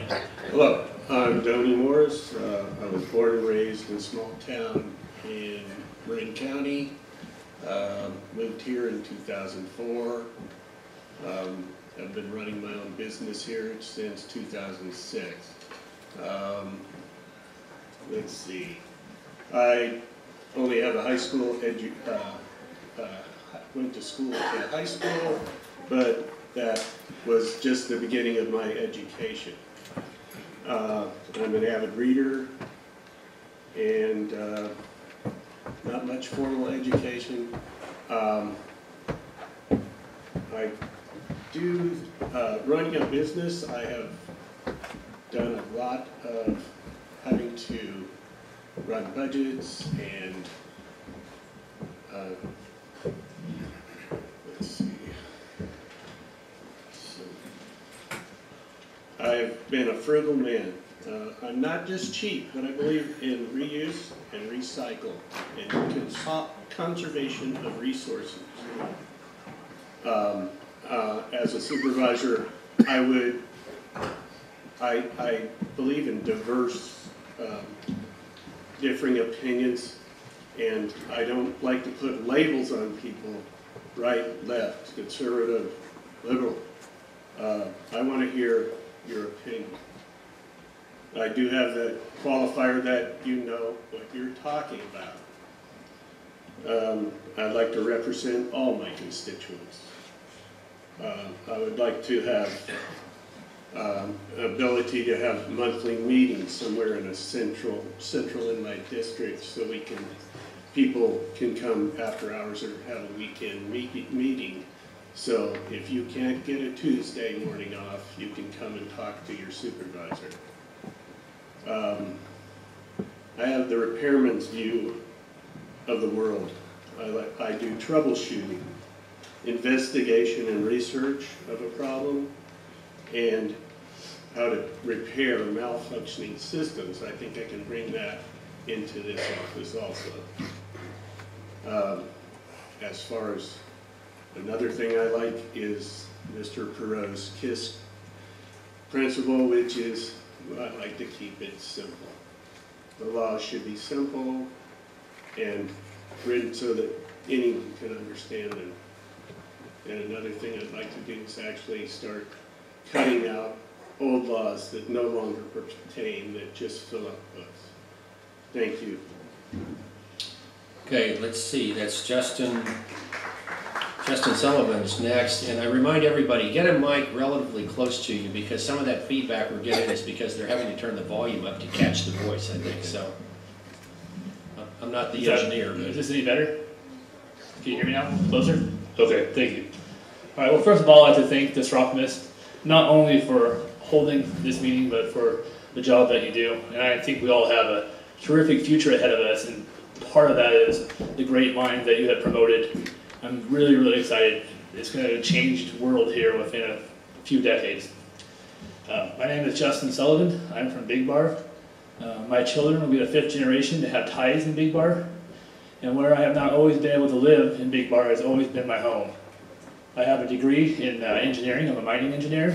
And in the course of my education and career, I've had the opportunity to work in many different aspects of engineering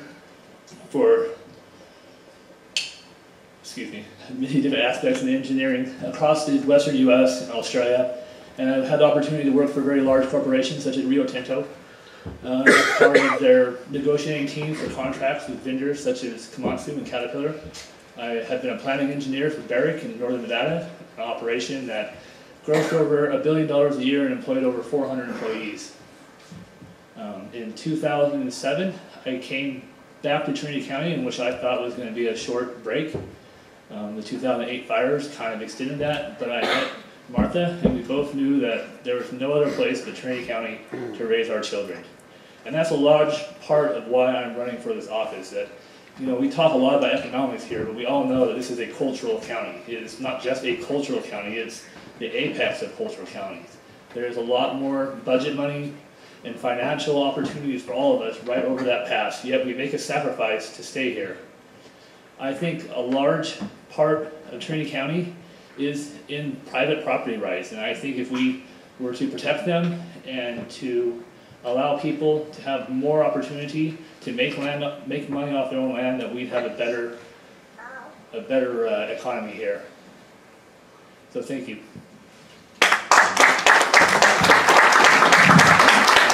Jeremy Brown, District 4.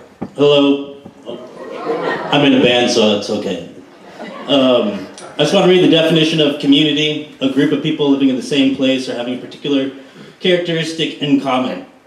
It'd be really nice to work off of that and work on everyone's unification here, because there's so much difference of opinion and some dramatic clashes I live in Burt Ranch. I started Farmer Brown's Garden Supply in Willow Creek in 2007 when I was 24 years old. I built it up with just myself and then just sold it this last January to another bigger business that is all employee owned and operated. And we have about 10 employees. I was able to raise our minimum wage in Willow Creek to $15 an hour and not go out of business. That was really cool. I was able to donate $1,000 to the local volunteer fire department, which had not been done by a business or individual before out there. So I've been pretty involved in the community developing over the last 10 years. And I've seen the cannabis, the pros and the cons of the cannabis. I think there is a lot of room for potential with it if it is done correctly. And I would really like to see more downriver involvement. Looking in the room here, I recognize 2 people that I met in the last week, I think. And I don't know if there's anyone from Cedar Flat farther here. I don't think so. So the voter turnout for District 4 is under 30%. So I know a lot of people down there. I've been helping to get the word out to get involved and start voting and pay attention to the ordinances or laws and regulations that are going to affect our community now and for the years to come. I'd like to see my 2 kids grow up around here with the chance of having a job locally that is sustainable and can continue to develop and offer more for the locals, the retirees. I think tourism is a really big niche that can be very well expanded. I'd really like to see the broadband go up and down the highway, and a lot of people know how much the internet is really important, how much business you can do off the internet, things like that. So opening that up so people have more access and other people from around the world have access to see what Trinity County has to offer with our water and our trails and all the nature. I'm a landowner. I pay property taxes. I did a non-industrial timber management plan. I've spent a lot of money doing things the right way to come into compliance with all of the different things that are being pushed on private landowners these days with water rights and whatnot. Thank you. All right, now the candidates in District 1, Keith Rhodes. Well, John, thank you for moderating tonight, and thank the Serophimus for doing this. Thank everyone for coming. My name is Keith Rhodes. I am the incumbent District 1 Supervisor, and right now I'm the Chair of the Board of Supervisors. I'll give you a brief background. I was born and raised in Trinity County. I didn't realize me and Ron must have played football against each other at some point. I went on and got a degree in agricultural science, and I've worked in the wine industry for over 42 years. I own my own business in North Trinity County, which we've had for over 30 years. My role in governmental entities is I've been a fire board member for 12 years. I was a planning commissioner for 12 years. I was on a school board for 10 years. I was a TPUD member for a couple of years and left there as president to take over the job as supervisor. And my greatest honor in my life, of all the things I've accomplished in business, is to have people come and pick you to do their bidding. And it's very humbling to say that people got together and said, you know, you're the guy that decides that, you know, what our rules are and what we live by. And if I was lucky enough to get chosen again, I would move forward and keep the momentum that we've rolled. In the 3 years that I've been on the board, we've made some notable movements ahead, and District 1 is probably where the most infrastructure happening is going now. We have sewer plants going in, we have cell towers going in, we have Digital 299 on the way, and most importantly, I'd made a promise to get the general plan going, our general plan that was written in 1979. And in my 3 years, we've raised over $500,000 for that plan.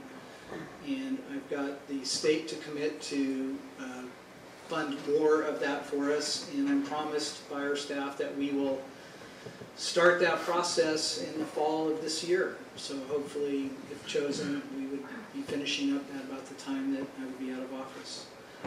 Other accomplishments is bringing in a high-quality CAO into the county and getting the county back on track, back governing itself.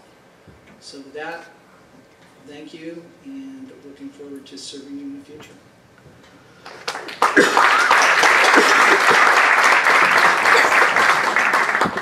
Kay Graves. Hi, my name is Kay Graves. Can you hear me fine? I can, yeah, but don't rely on me because I can hear better than. Closer. A little closer Okay. to the mic, I guess. There we go. Thank you. Thank you for staying in and hanging out with us because I know it's kind of been a long night. My name is Kay Graves. I live in Lewiston now, but I was born and raised in Trinity County. I graduated from Trinity High School. I went to Humboldt State University, and after that I worked for the Forest Service and Fish and Game until I took on the full-time job of being a mom. I've been going to the Board of Supervisor meetings, attending them for over 7 years. I've taken various training. This has all been a very big learning process. You get into it and you think, well, I'll just go see what's happening and watch. And then you're watching and you're, well, I have questions. And then you ask your questions and you realize they don't get answered. And then it goes from that to, then it just kind of rains down on you, how dare you ask questions. And I believe they're legitimate questions. They're how our government's run, and it's openness to the people. So I took on extra training. All this I've done as volunteer. I've taken election integrity project training and been a poll observer since 2014. I participated in coordination training and seminars. Coordination is a part of NEPA, which brings in the federal government to the table, especially for environmental reasons, culture, and economy. I was a member of the collaborative for several years, and I plan on going back and putting the grindstone on that again. I'm also a member of the State of Jefferson Committee in Trinity County, and let's see, I spent thousands of hours researching, reading law, reading code, going to meetings. And the problem is that people don't know what they're supposed to know because there's too much out there. If you go to the California State website, you can read code on election and education and all that, but who's going to take the time to do that? I have. Our own county code. I don't know how many people have gone and read our code. Our own county government violates their code, and yet they enforce that code on others. And that is something I want to change. The government, if you're making the laws, you better be following them. And I'm a stickler on that. And for me, it's all about rights. It's all about property rights. And I literally mean it's about rights. Whoops, I solved a key. And I hope you remember me in June and vote Kay Graves for Supervisor. Thank you. Okay, I have one set of questions that's specific to District 1. I'm going to go ahead and address that subject, and then from then on, they're pretty general, can apply to both districts. And the subject is the Lewiston Sewer Project. The questions were phrased in a number of different ways, but I think we could summarize it as basically, have you been for it or against it? What are your thoughts about that? Kay, you first. The Lewiston sewer project, I'm guessing they're talking about the initial problem with the sewer, which was private. This was a private group of people who had their own sewer and water set up. They didn't take care of business the way they should have. It got out of hand, and it became a hazard, environmental hazard, and it became the state's problem, and then it became the Lewiston Community Service District's problem. And so now it's in their lap. I don't have a problem with people and how they're taking care of it, but like all government agencies, there's transparency needed and involved. Whether you're doing your job right or wrong, that's important, but it's also important that the people see that and have the ability to participate, even locally. Keith? Yeah, I've been a strong supporter. I would say that the Lewiston community is an amazing community. The sewer problem was going to throw 80, 90 people out of their homes. The community itself, the Community Service District got together, got their first $8 million from the state, needed another $8 million, and the state doesn't give out more money. So they lobbied hard. I was part of that lobbying in Sacramento and working with that, and they got the state to cough up another $8 million, which is absolutely fabulous. To give you an example, it took Willow Creek 23 years to come through with that sort of support, and they did it in a couple of years. So it's a great part of what's going on in Lewiston. Okay, thanks. Now we're going to get into the subject of cannabis again. It's obviously more relevant to the supervisor positions than some of the other offices. So let's start off just with you explaining your experience and whether it be use, cultivation, or whatever, association with cannabis, and what your present economic interests are, if any, in cannabis, and then I'll have some follow-up questions. Let's just take that one first. We'll start down here with Terry. I think he's already addressed it to some extent. No problem. Okay, I am a licensed commercial cannabis farmer in Trinity County. I also have a licensed delivery service in Marin County. I have large aspirations for cannabis in our community. I feel it is a large economic resource when it finally gets taxed, which is actually out of my hands, but will happen hopefully soon. I do have to recuse myself on voting on any of these things when I'm on the board because obviously I have financial interests and that would be a conflict of interest.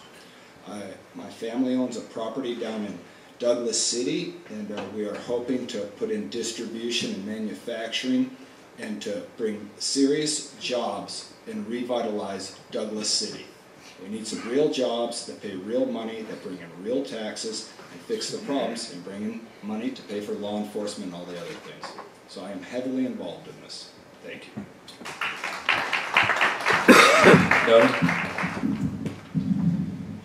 Yes, I have no involvement personally in the business. Let's see, I may have done some work for growers in the air conditioning business. That's about my only involvement in it. I have no axe to grind per se on this issue. Thank you. Okay. Justin? I have no financial interest in marijuana, although I do support the cannabis industry. I think a large part of the problem with the cannabis industry is that it needs to be deregulated in order to bring the prices down so that we can get rid of the bad problems with it, such as foreign nationalists in our forests, the pollution, different cartels buying up land. I think that cannabis can play probably not as big of a financial part as people want to believe it will play in the county, but I definitely believe it has a place there, and we should use it.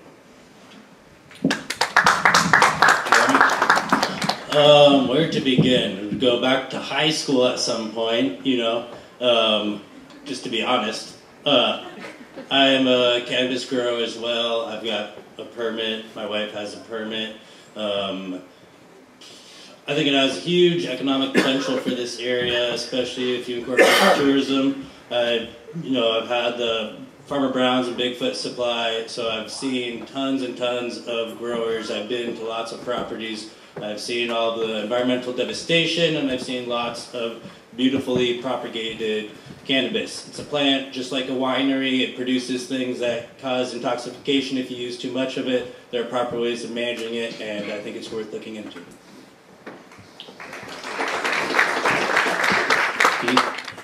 Yeah, I have no financial interest in the cannabis industry, but I have been working on the ordinances since 2008, and our first attempt to go around to bring this in. to a legitimate business, and I sit on the ad hoc committee for the supervisors, and we've written all the ordinances that have come out so far, and we hope to have a fully functioning program by the end of the year. Okay. Okay.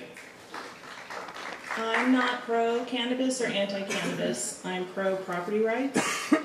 If your property leaps onto somebody else's and you're responsible for that, I don't see how somebody on the north end of Trinity can influence people's property use on the southern and central parts of Trinity. That's wrong. The people, when they came, I was at the board meeting when people came and filled the room and served themselves up on a silver platter and said, tell us what you need us to do, Board of Supervisors, and we will do it. And I feel that the board failed these people. They misled these people. And I don't have any financial interest in marijuana growing, but it was sad to see, and it's wrong to tell people that way, whether you agree with them or not.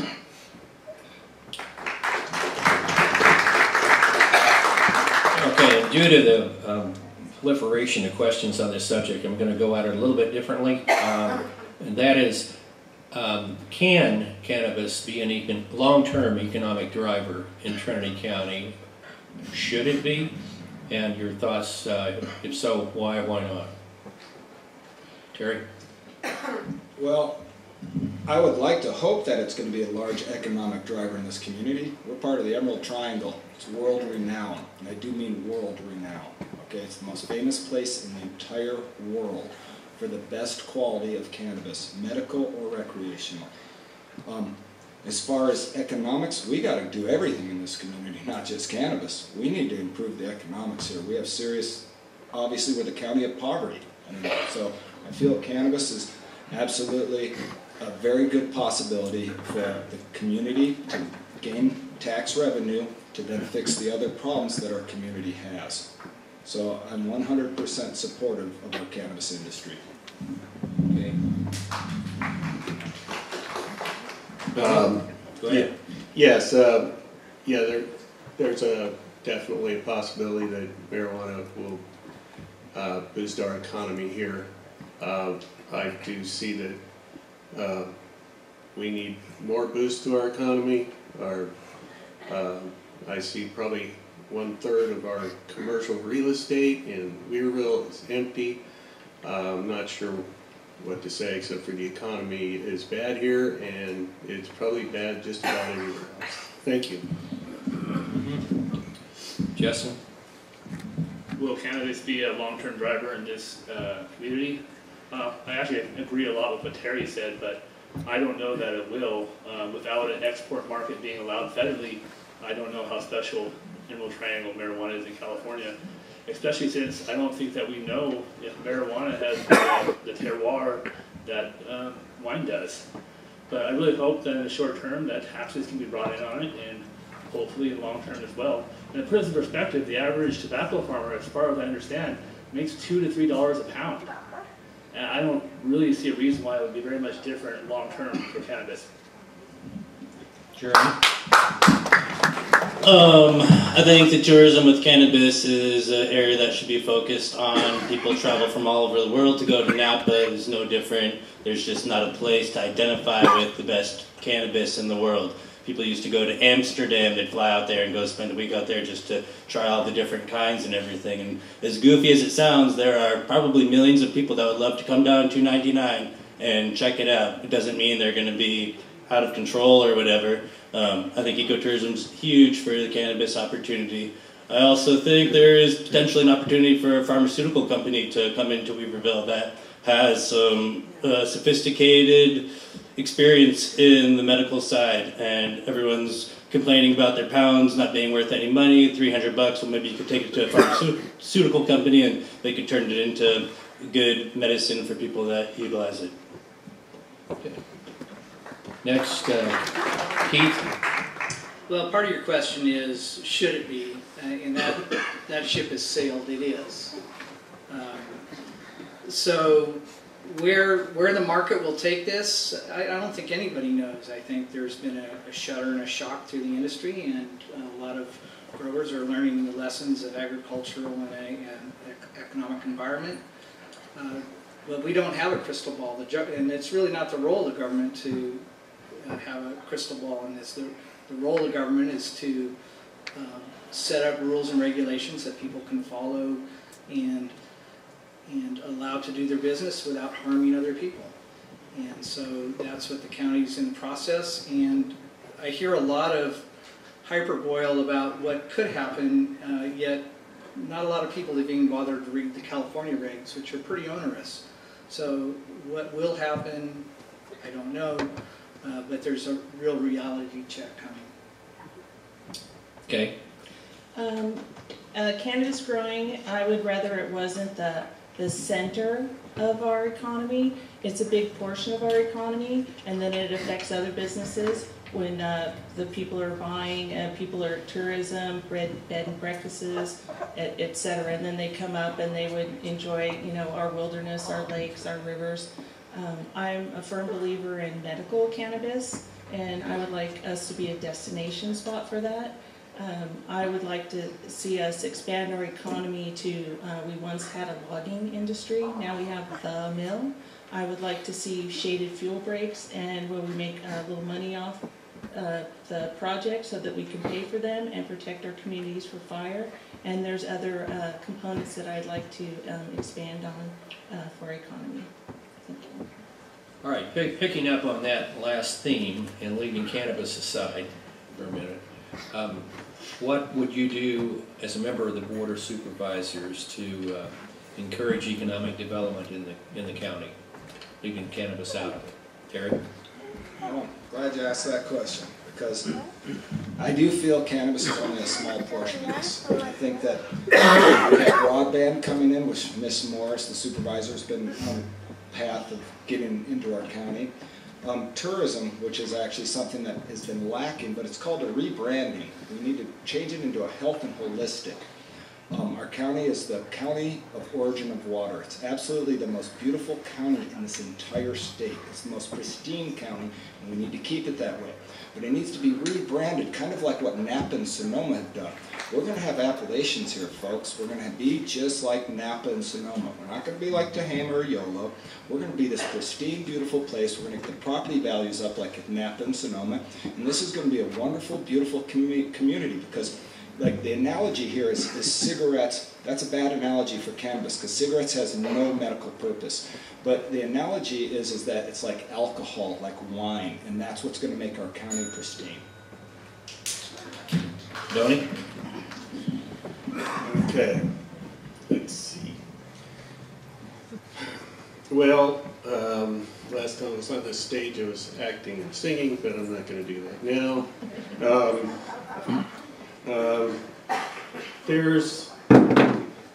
We've actually lost people in this county since the last census. We've lost people from a fire in Jefferson City, some that aren't coming back.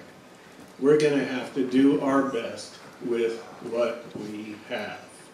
We're going to have to cut and use our resources very wisely, and I think the next period in this county is going to be very tough. Thank you. Justin, economic development ideas? Well, it's actually funny that you said leaving cannabis aside, because that is what I started my campaign on, is that downriver we were really tired about everything focusing on cannabis. As far as the economy goes, one of the big things is we have dying timber. We have timber that is fodder for beetles and forest fires. And landowners should have the right to get rid of it now, and they can still make a small profit on it.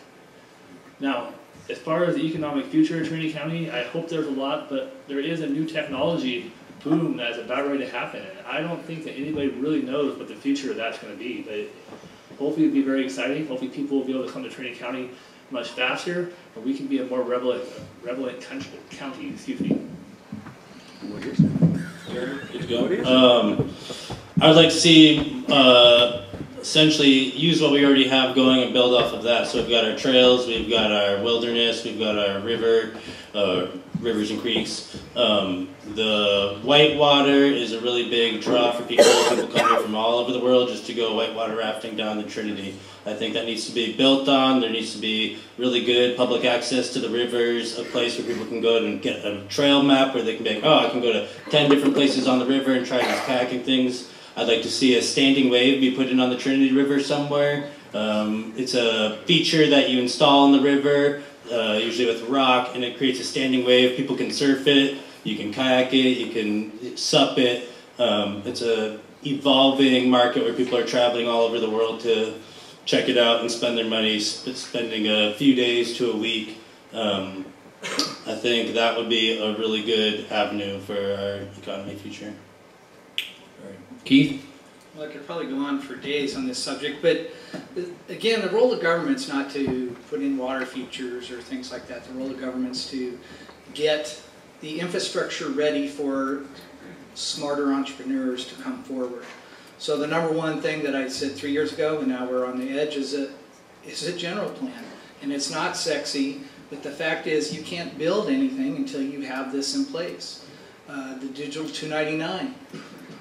These are the things that a business says, hey, I can be there. The cell coverage, all these infrastructure, roads, these are the infrastructures that need to be in place so these other ideas, other entrepreneurs can come in and use those to build the economy. Okay. The government's role isn't to tell you what to do for a business. I might not even know, like the wave. If somebody wants to do that and set that up, I have no experience in that. My job as a supervisor is to stay out of your way and not infringe on your property rights, not tell you what businesses you can and cannot have. There's a lot of people, creative people in this community, and I won't pigeonhole them into anything. I respect people's creativity and their ingenuity, and I know that the people out there can make this work if we let them. We have problems with the county telling you how you can use your property, which in my opinion is completely unlawful. If you're not affecting someone else's property or a hazard, you have the right to do what you're doing on your property. If you have problems with your neighbors, and that's for you and your neighbor to sort out with the help of what we used to have, court systems all over the county where we used to go take care of this, and now that's gone. Thank you. Okay, we're going to have one more question that's with a 1 minute time limit, and then after that you'll have your three minute closing statements. And this, I'm going to finish with a general one. It's simply, what would be your priorities during your first year if you were elected? Again, starting with Mr. Mines. Well, my priority would be to help bring more law enforcement to this community. I think number one, that's what I hear most people asking for. Resident sheriff downriver, number one for my personal area. I think schools, hospitals, roads, and vital resources for all the people in this community. I think that's what I would focus on doing, is bringing economic viability to fix these problems. Johnny? Let's see. I would hope to be able to streamline things on the board, perhaps, to make things very much clearer to people what the intention of the board is, and to try to become more of a bringing together the board rather than being having contentious members, and that would be helpful. So thank you. Justin? My priority would be cell phone coverage along the 299 River Corridor, both for safety and for the economy. It is desperately needed.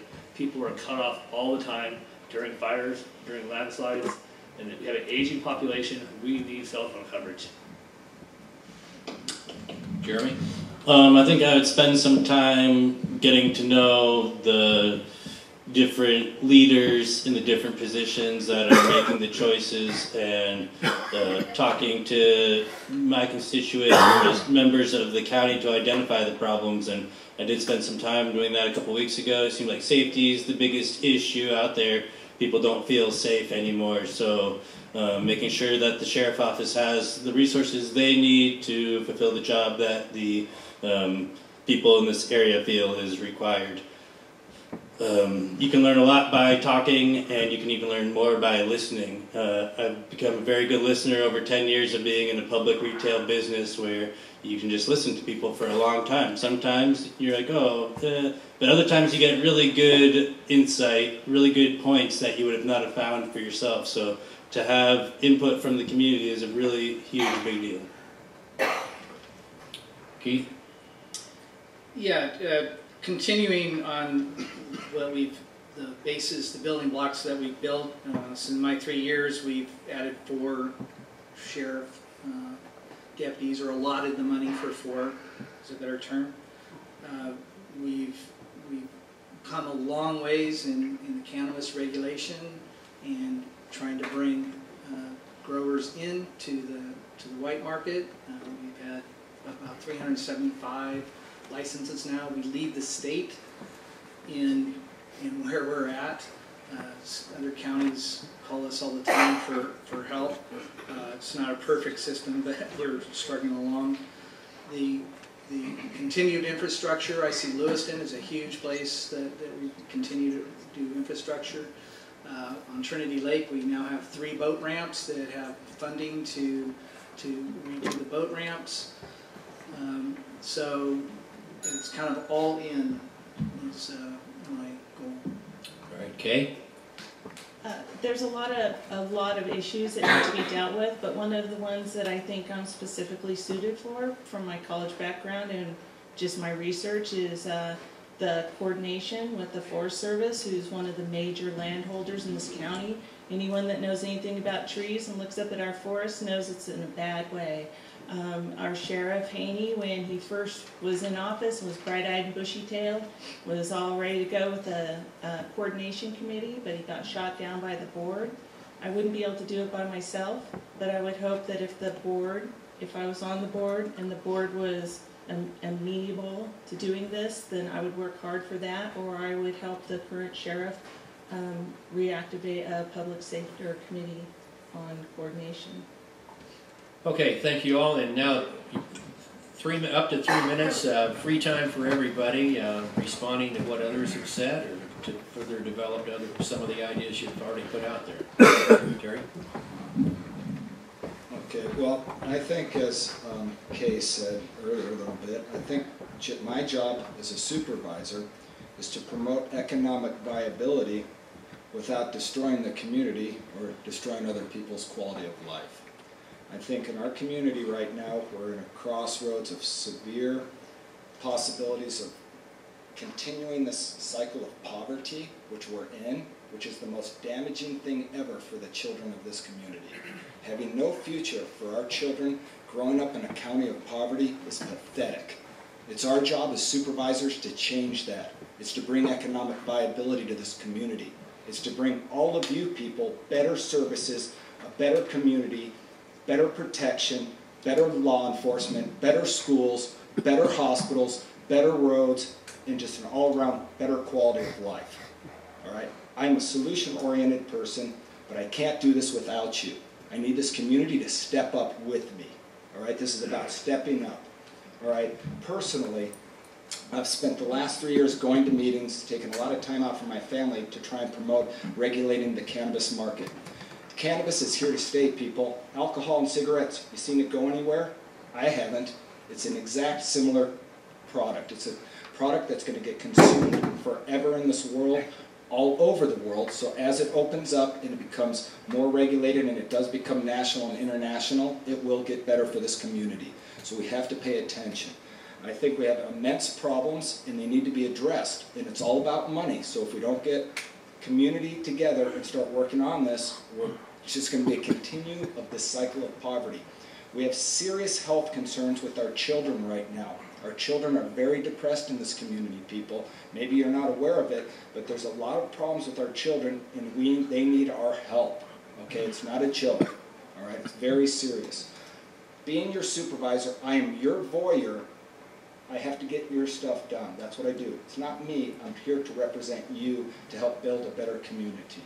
I think that personally, I also 2 years ago paid the Downriver Fire insurance policy so Downriver Fire didn't go bankrupt. All right? I am a community-oriented person. I have 4 children in this community, 3 of which are in school currently, with a 4th one to go to school. So I thoroughly believe that we have to fix our education system, make it better, bring it more money. We need to fix everything in this community and make it better. This is the best county ever. Let's make it the best county in all ways. Thank you.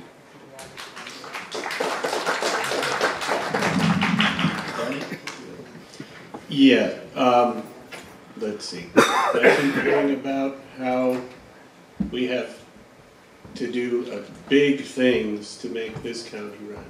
I think what we need to do is support micro businesses, not big companies that come in here and take all the profit out of our community. We need to support our small restaurants, our small vendors. I think that, and even our small growers, and make it easier for them to prosper, which will help us all prosper.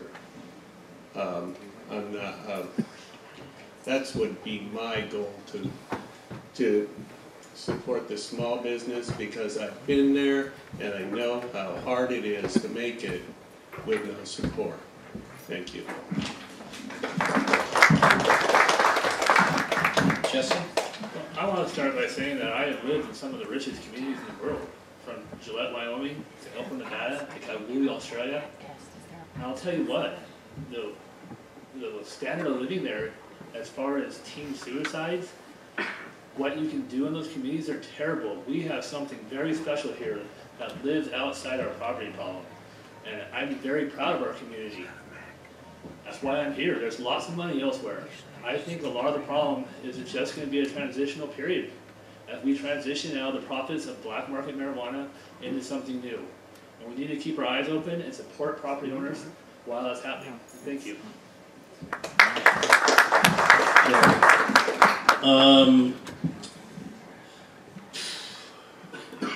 I think the tourism is a really big deal. It doesn't seem like there's enough money locally to support ourselves unless the timber changes around here. There's not enough resource that is sold regularly that supports enough diverse families in this area. So when tourism comes through, people are spending money throughout the day, and you get thousands and thousands, tens of thousands of people that come through and put money into this county that we wouldn't see otherwise. I think it's really important to develop that and encourage that, especially utilizing the Board of Chamber website, or improving it or merging it with other Chamber of Commerce websites. I feel like I can help with this because I have a lot of familiarity with the Willow Creek area, and to tie the two places together along the 299, that's kind of our natural resource that can help generate income for everybody around here. I think District 4 only has about maybe 10 public businesses in the whole district, and so as a representative of District 4, I'd like to see those businesses do really well so they can hire more people and have more employees and share that wealth across the board instead of just for a business owner that may or may not live around here.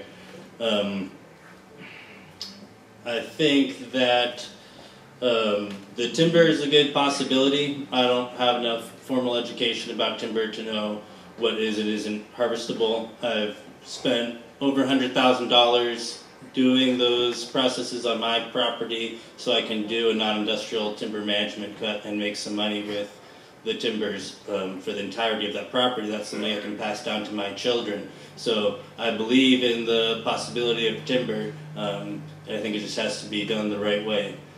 I think that if given the chance, I can help bring unification to District 4 and into the other districts through conversation, listening, and some good community gatherings. There's a lot of people here that came here for the isolation, to be left alone, and there's a lot of people that came here for new economic opportunity and to raise their families. And the two sides kind of need to come into the middle and merge and be like, we can learn from each other, we can get along with each other, and we can make this place really inviting so lots of people want to come check out what is so special about our area and spend some money along the way, because it sounds like the biggest problem is the lack of money. So if it's not coming out of our pocket, it has to come from somewhere else, and that's what I'd like to help bring into this county. Kate? When you sit on the board for a few years, you realize the difficulties that face you. And when we live in California, God loves us, I guess, you have to realize that we are a subsection of the state of California. 38 million people tell us what to do on a daily basis. Our logo is a nice triangle. It says water, timber, and minerals. You can't dig the minerals, you can't cut the timber, and they steal the water. So we are a third world country to the rest of California. And they treat us like one. So what I have fought hard for is being a tick in their side in Sacramento. Every time they put an onerous regulation, we have to be there to say, that makes no sense to us. A lot of what's talked about here tonight, why don't we do this, why don't we do that? Because the state doesn't let you. Or the state makes it so onerous that you can't afford to do it. A $100,000 timber plan, that's not put up by Trinity County. That's put up by CDF and the state legislatures. So don't overlook when you're voting as the person that has experience to go down and keep fighting for what is ours, which is our county of origin, our water. Billions of dollars of our water goes away, and we get nothing. So that is where it's time to have your board stand up and tell Sacramento, we may be little, but we're mighty and we're loud. Quit pushing us around. With that, I ask for your vote. Thank everyone for coming here. And I'm done.